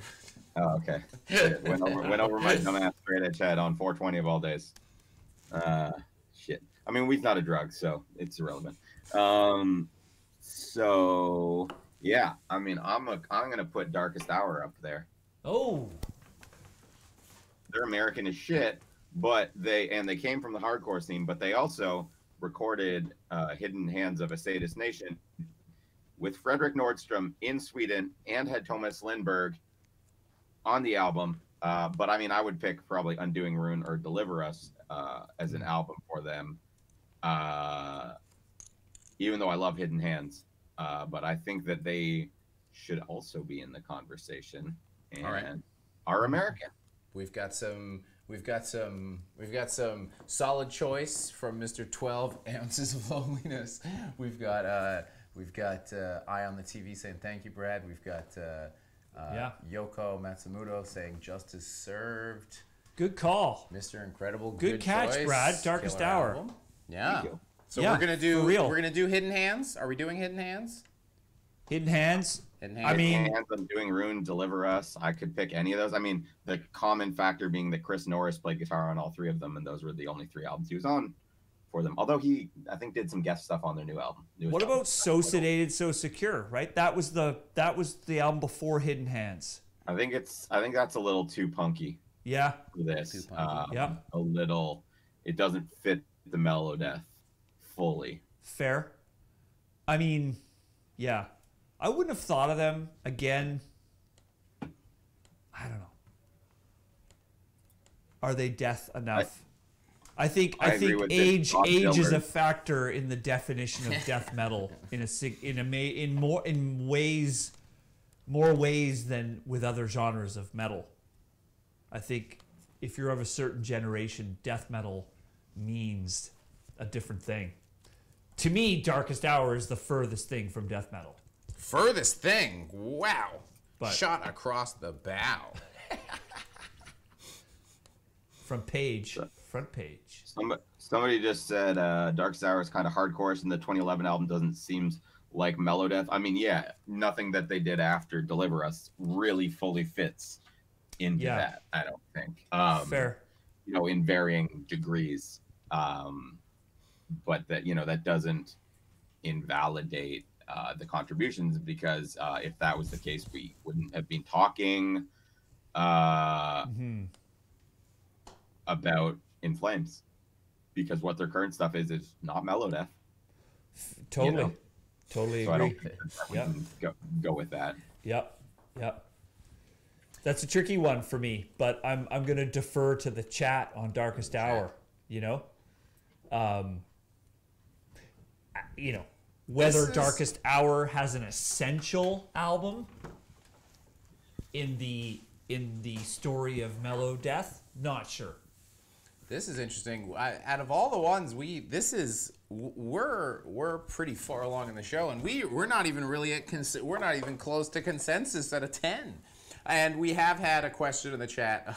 Someone, and I'll combine this for Satan's finest. I'll combine my Rodney Dangerfield and my French Canadian. Someone saying, "The Dark Tranquility, they get no respect." I might have went a little Italian on that one. I don't know what happened there, but yeah, we're getting some the disrespect to Dark Tranquility. Well, questions. yeah, I think the reason why there's space is because we still haven't got to two pretty important bands Yeah. So maybe we're saving those for last for a reason. But yeah, Dark Yeah, Tranquility this and is all for and a Amon reason. Amarth. We planned this out. This was thoroughly planned. This is planned. There's been some Bellacore, Blacor, however, B apostrophe Lacor, B Lacor in the possessive, B Lacor in the plural, however you want to say their band name. There's been some of those in the chat, but hey, are we just letting Death Doom in because it's a little melodic? Are we? That seems like a different Lockhorns. That seems like as our resident Death Doom technician, Death Doomist. It's the resident Death Doomist. I feel like I'm not giving that band up over to Melodeath. Mellow, how dare you, Dave O'Ferret? But yeah, should we Death Doomsayer? Ooh, newfound color. We should probably talk about Dark Tranquility. Yeah, while the Darkest Hour poll continues, we can come back to it. Is there any what's it saying? I'm gonna argue that although thank you, Brad, for bringing Darkest Hour to the table, because clearly an important band, and at least personally, a couple records early on that I really liked.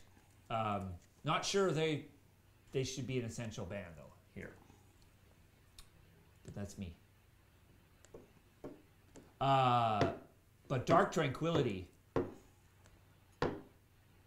I would want to know what the board. I mean, there's been a lot of chatter about Dark Tranquility over the course of our time. Today, what are we saying? What album? Yeah, let's get, hey, Satan's Finest. Thanks for the 300 bits for whipping out a French-Canadian accent on a whim. I tried my best, just for you. Yeah, so Dark Tranquility. Let's get a, hey, classic Lockhorn style. Let's get someone doing a meaty, let's get a couple of lines. Let's not go crazy with the paragraphs, but let's get a 300-word essay on which Dark Tranquility album you choosing. That's right. And I'll read some of them. them That's like old school Lockhorns. Old school Lockhorns. Like you had to compose a well researched statement to support your argument for why or why not a certain album qualifies. The Gallery. Yeah. What year is the Gallery? Help me out here. Oh, let me guess. It's in the first decade of the 2000s. The Gallery, 1995. What? Shows how much I know my Dark Tranquility. The Gallery. Personally, not a band I'm as familiar with compared to their many other talented compatriots. So you can cancel me on Dark Tranquility because Sam, it's a bit of a blind spot for me. It's a band that is a bit of a blind spot. For whatever reason, never really gravitated into their world.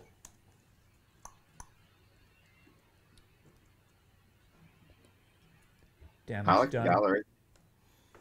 That's Brad, do you have a Dark Tranquility? I asked the chat. I give the chat an opportunity to have their voices heard and character. And no one can wiggle their little fingers for more than about eight characters. Damn. Yep.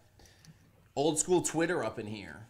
I mean, despite my lack of words to share on Dark Tranquility, without question, squarely an essential band on this list, and very early, clearly, alongside the others. Here we go. Thank you, Lava Squiddy. The Gallery is one of the few Melodeath albums with artwork that isn't absolutely atrocious. For that alone, it should be considered for that's a solid argument. That is true. That is true. I mean, you get a little bit. There's a little bit of ugliness in your font choice, but I'll give them the artwork. And in the land of Melodeath, beggars can't be choosers about font. And hey, in related sidebar, The Halo Effect. Those are some pretty choice tracks that are out from the upcoming album.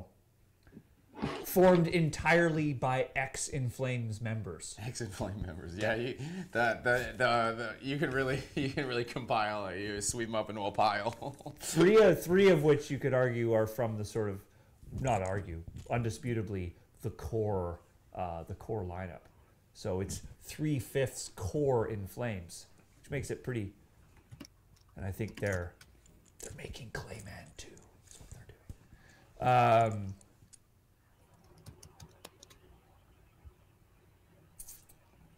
I don't know if I don't know if Dark Tranquility's album covers are bad enough for them to be metal. Yeah, disproving it. Yeah, Thrash Maniac. The gallery even brought a slight hint of gothic influence with how dark the album gets. Definitely set them apart. A little bit of that Dark Tranquility. See, Thrash Maniac 99. He's from the OG. Yeah. He's there. Well oiled. Yeah. He knows how to play this. Yeah.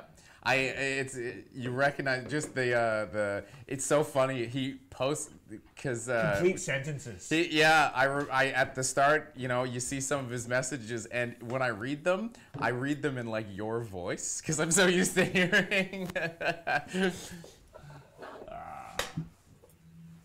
I think it's the gallery. Gallery, right? Yeah. Oh yeah, it's got to be the gallery. Yeah. Blood Red 87. Don't disagree.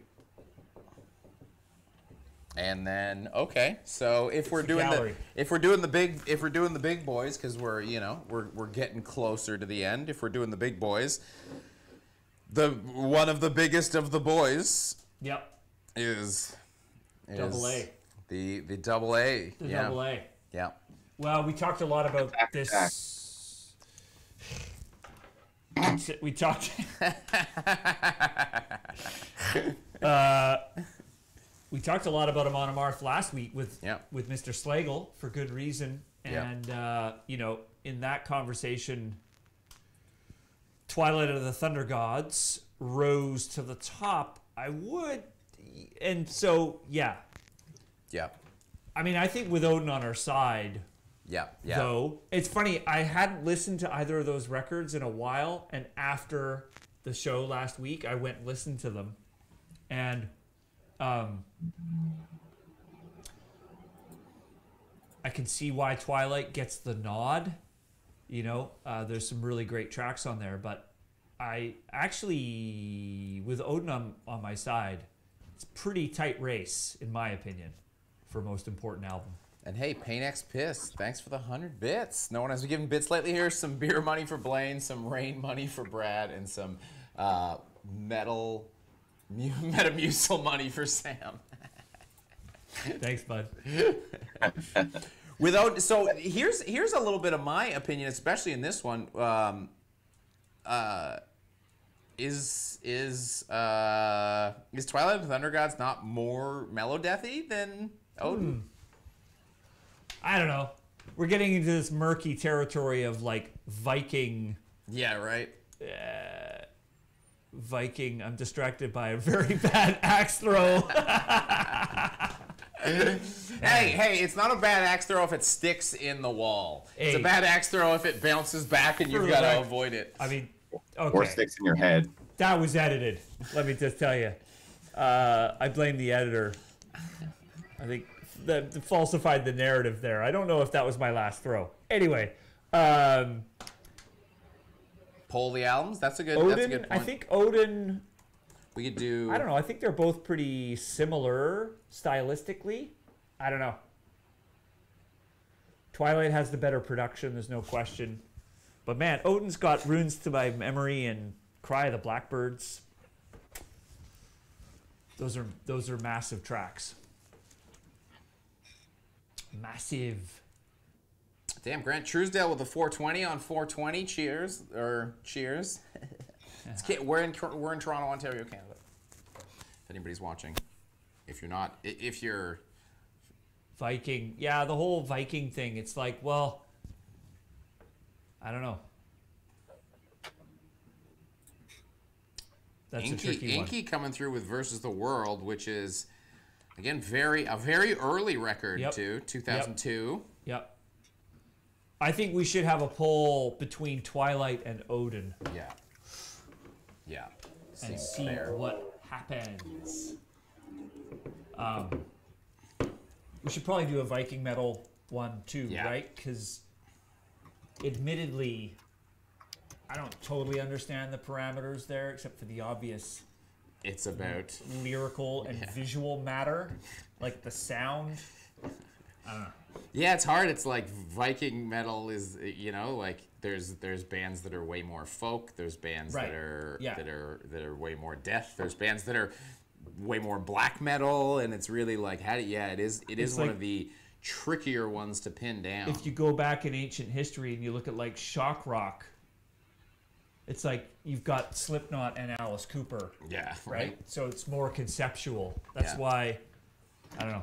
It's different. Yeah, you got that. It's a different definition. It's not a sound. And you know, Amon Amarth would be in both. I guess we have to get all the bands together and we have to put them through a series of like Viking games. They have to do the axe throw, but then they have to do like you know, they gotta do like a caber toss and we gotta get them paddling out some oars. Yeah. If you can't paddle, you ain't Viking metal. Definitely. It's a great idea. Yeah, lots of Bathory. I love that Chick Puncher is just weighing in on Jester Race now. Damn, coming in on tape delay. Oh yeah, Craig, why don't you toss a link to our Discord server in the chat, because we do have a Discord server. You can keep this craziness going 24/7, 365 with all your fellow insane metal folks. Wait, is there a Banger Discord now? There is. Yeah, Stargazer 1991. Yeah, no, you're right. Amon Amarth did not hate being in the category of Viking metal, and I'm not saying that they're not there. I'm just saying I think you can be in more places than one. Yeah, if they hated being in the category of Viking metal, you'd figure they might write about anything besides Vikings. We don't like being classified as Viking metal. Stop it! Can you do an album about like knights or something? No. Well, I got some bad news, homie. I think you're gonna be in the Viking metal category for a little longer. All right. How's that poll coming along? Is it cooking? Better be cooking. Cooking? Yeah. Is it getting spicy?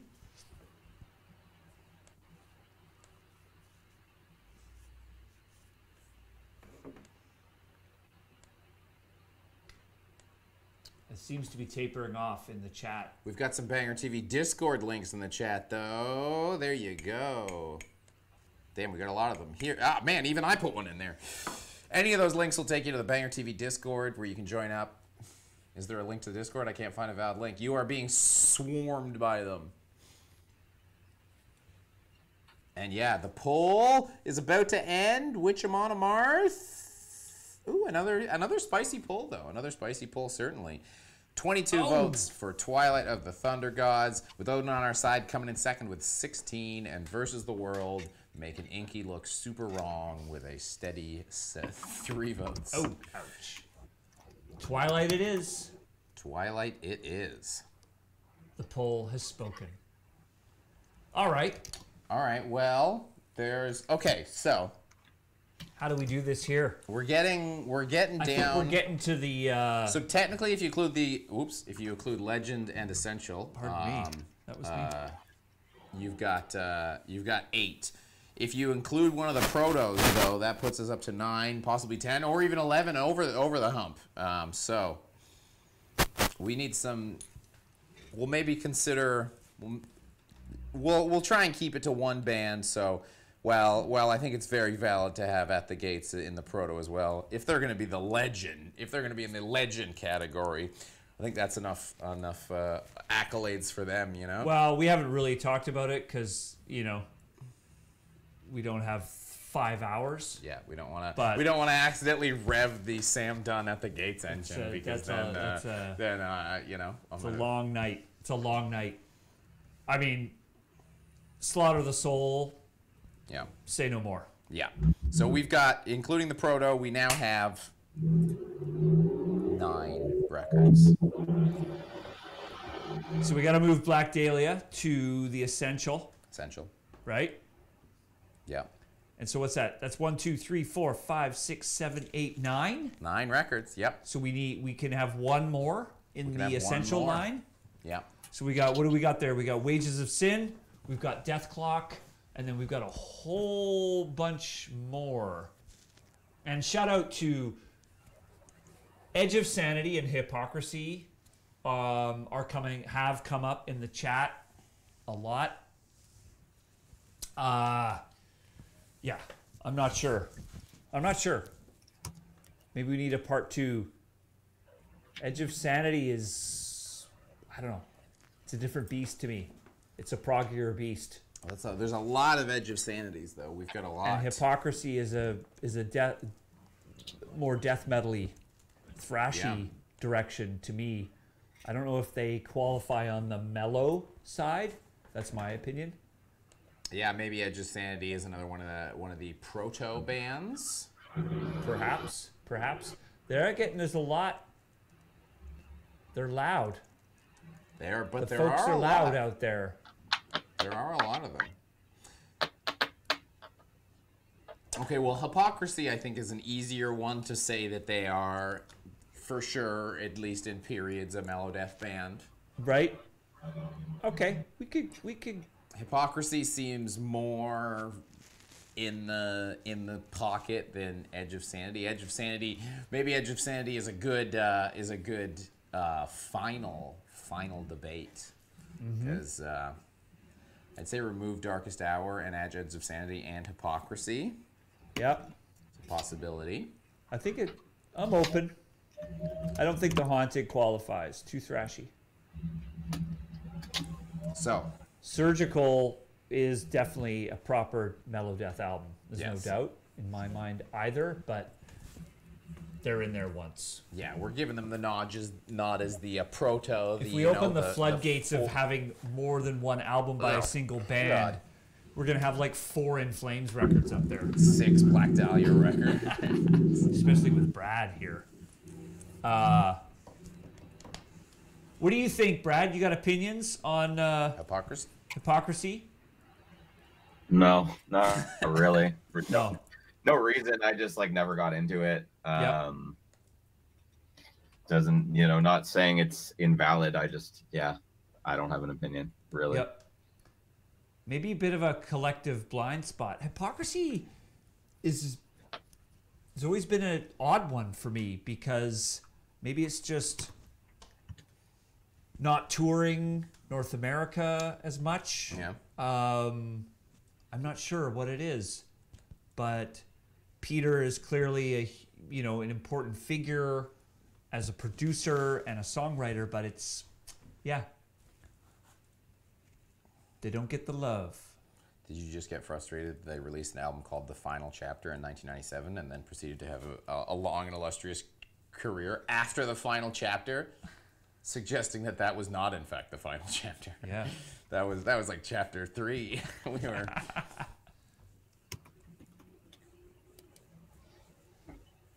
Got him. So what are we thinking, chat? Are we thinking we've got some abducteds? Got some abducted. We've got Edge of Sanity, sure, has prog elements, but also has the typical melodic guitar lines that are defining for death metal from Mion.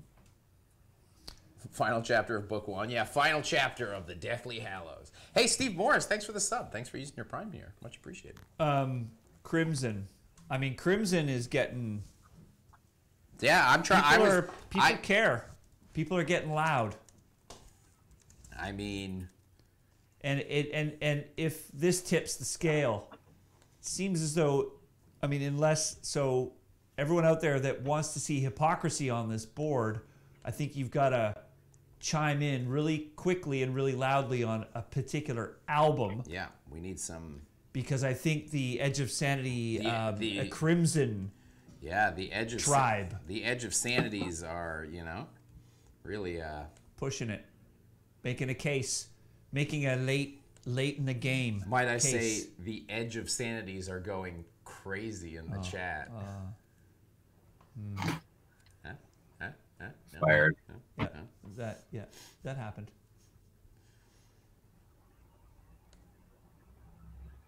Opeth, no. Amorphous, no. Sorry, not here. Yeah, I know Amorphous is in the albums because I figured it would get talked about. But I'm gonna say again, I'm especially early Amorphous. I'm not giving that up to Melodeath. I'm keeping that over here in the Death Doom. I'm keeping that for myself.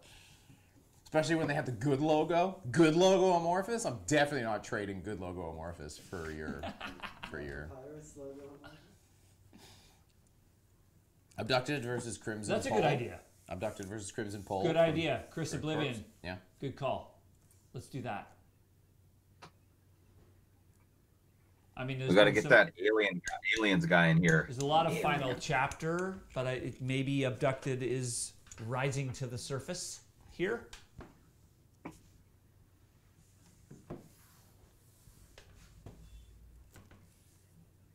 Edge of Sanity, Crimson, Hypocrisy doesn't fit. Damn, weird. I would have thought it was the opposite.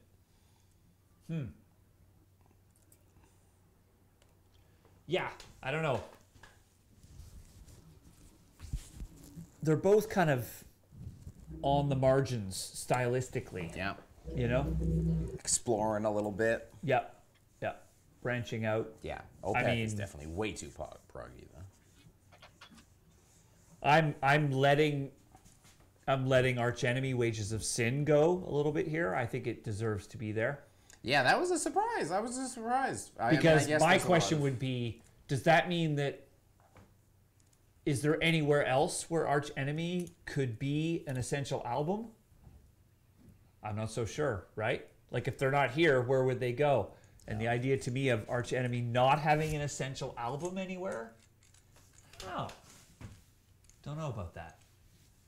It does seem strange. It does seem strange. Seems strange. What album? What label was that on? Which? That Arch Enemy record. Century Media, I think. I guess we do at some point probably need to do a Century Media. Whoa. Right? Yep. We need to reach out, see if I don't know if Century Media has anyone as electric as Brian Slagle, unfortunately, but we might have to get them to call in a ringer or something. We can pull out the feelers. Put out the They feelers. got my Gitter. I mean, we should They got do. my Gitter. He'll do it. Yeah. Oh yeah. Yeah, because that is Gitter. I mean, we should do Roadrunner. Roadrunner. Yeah. We should do Earache. We should do Gitter Nuclear could do Blast. Roadrunner too. Well, if we want to include Wages of Sin, we have to include Toys Factory. That can't be right. That's a Japanese. Really? What? Pretty sure it was Century Media, but I might be wrong. Well, we've gotten way off the beaten path here, but now I gotta know. I gotta go down this. I gotta go down. It was also released by Century Media. It was re-released. I think. Century Media. Yeah, it's saying Century Media on at least Wikipedia, so we can just say that as what.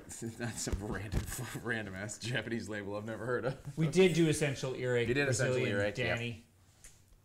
Yeah. Brazilian Danny. In the old days. In the before times.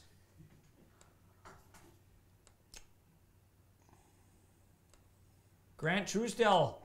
Thanks. Someone else agrees that Wages of Sin should be in there. Seems crazy. It's not for sure. I don't know. I'm having a hard time with the prospect of Edge of Sanity or Hypocrisy being on this list and not Arch Enemy. Now I'm gonna say this with Hypocrisy. With Hypocrisy, Abducted won, but Abducted got 11 votes, which not a big turnout. People. Which seems like a lot of people looked at Hypocrisy and went, if I have to choose between those 4, I choose none of them. Not a lot of Empty consensus. Skull. Was that just top Hypocrisy record or versus Crimson? It was those were of the Hypocrisy records. Okay. Okay, here's a good describer. Let's put some Crimson records up there. See how the folks come out for that. Well, let's do this. Let's do this. Hypocrisy. Well, we Let's don't do know. Abducted versus Crimson versus Wages of Sin. Let's do a 3-way. 3-way.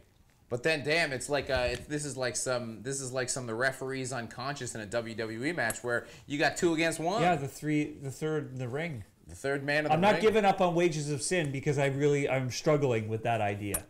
Again, I'm just gonna keep my mouth shut. All right, there would okay, be Edge of okay. Sanity. Okay, let's do. Are you keeping your mouth shut, Brad? Because you don't. Do you have feelings about Edge of Sanity or Hypocrisy?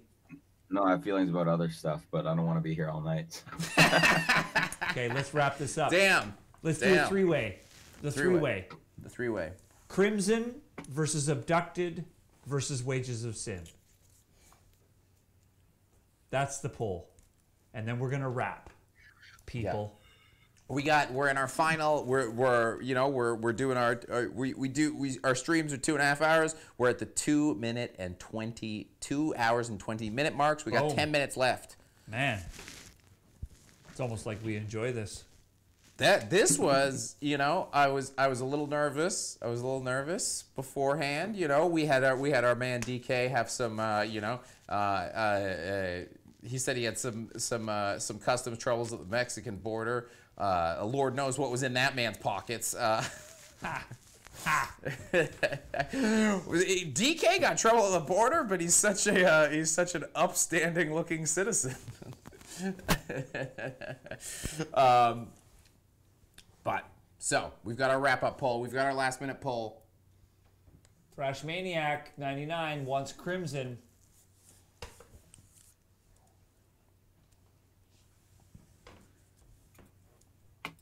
This poll.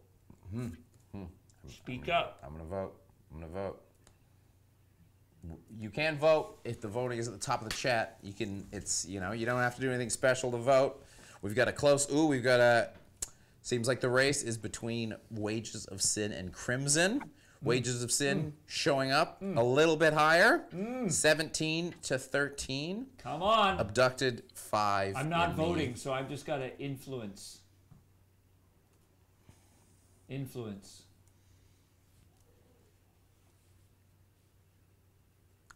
with your mind. Let's go Crimson. Crimson rally. Damn. Thank you. Uneasy Monkey 666. I agree. I think it's more prog than mellow.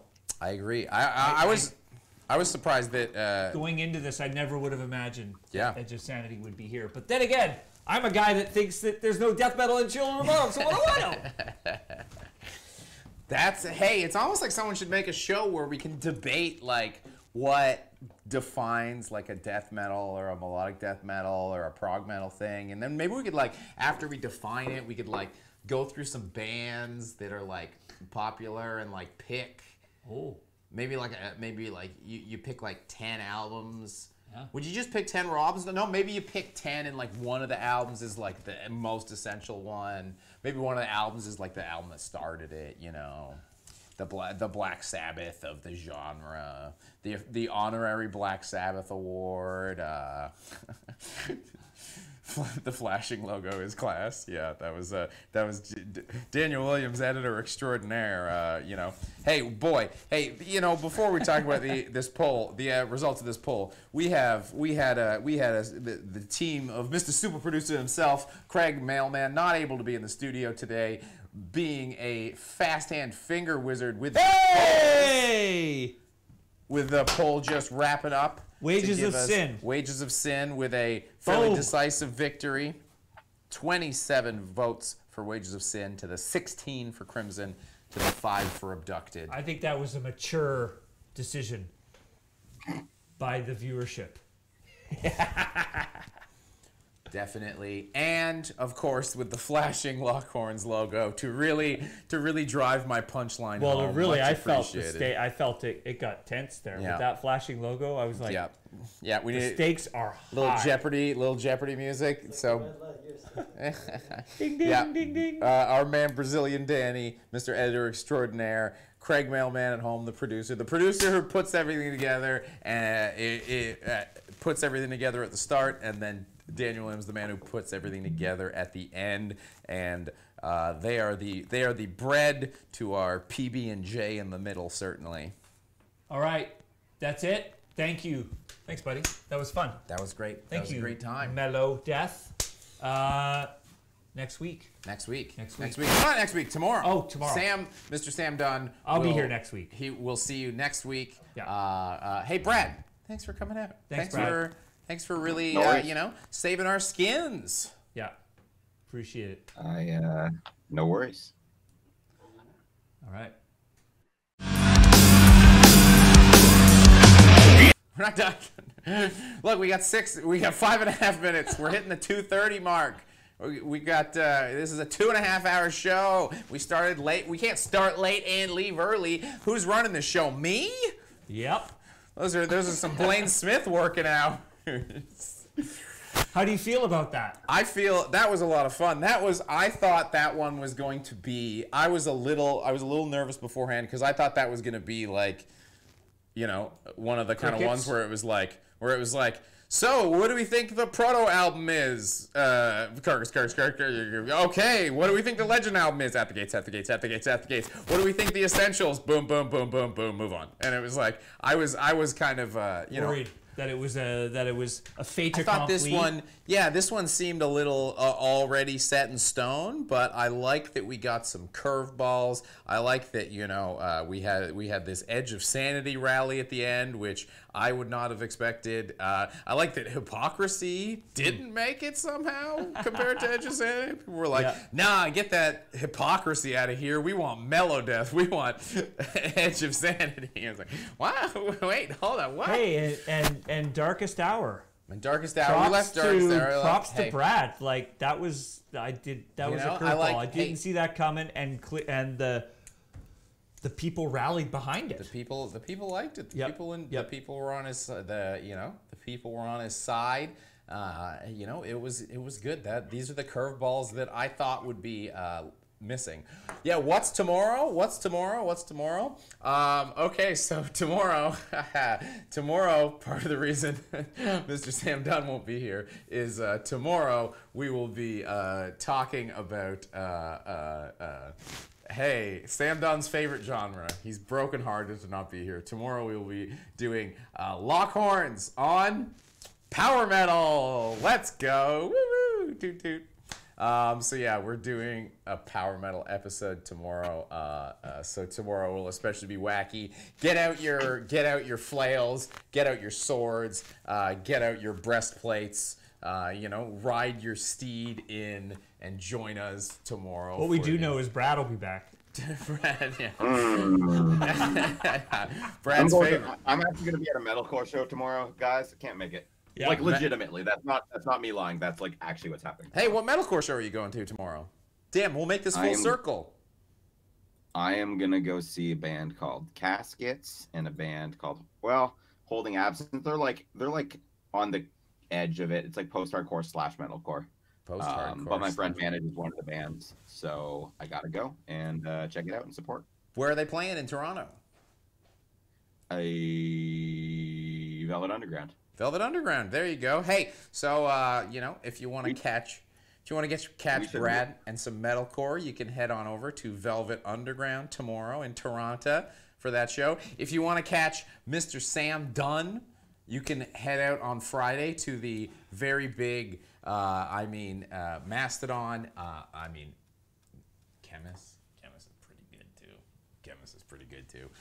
That's a big show. That's a big show on Friday. And if you want to catch me, I'm not sure what's the next show I'm going to. What's the next show I'm going to? Arch Enemy. Lol. Arch Enemy. I'll definitely be at Ghost Bath is playing with a bunch of there's a big black metal show coming through in a couple of months. There's some good ones coming up. What's the That Devastation on the Nation show is the same night as 200 Stab Wounds and Gate Creeper, and I'm really sad about that. Oh shoot! Damn, you're right. That is a pretty hard decision, eh?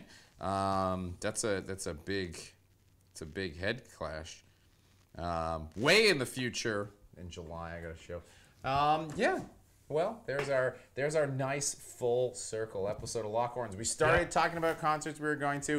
We ended talking about concerts we're going to, and hey, to kind of keep this train going, we're gonna head on over to Nick Nocturnal's stream. We're gonna raid in there. If you're new to Twitch, one of the cool things you can do with Twitch at the end of every show, you can take all you crazy rabbit. You got 108 people here. I'm sure some of them are off listening to some Melodeath right now, but as many of you that are active and raring to go still, we're gonna all hop in the bus. We're gonna head on over to Nick Nocturnal's. We're gonna get a nice little raid going. Hey, Craig, or you want to kick off that raid, and then we can kind of do a little wrap up while people get in the bus. There we go. People hopping in the bus. Thanks so much for coming out. The raid has been canceled. Hey, look, this stream. The first stream, we had some technical difficulties. The second stream, admittedly, we had some technical difficulties, but we solved those technical difficulties quick. Fast. You could subscribe. We had polls going. Well-oiled machine. Thanks so much to everybody for coming out. Thanks so much for chatting, getting in the polls, and our first subs and bits. We really appreciate the support.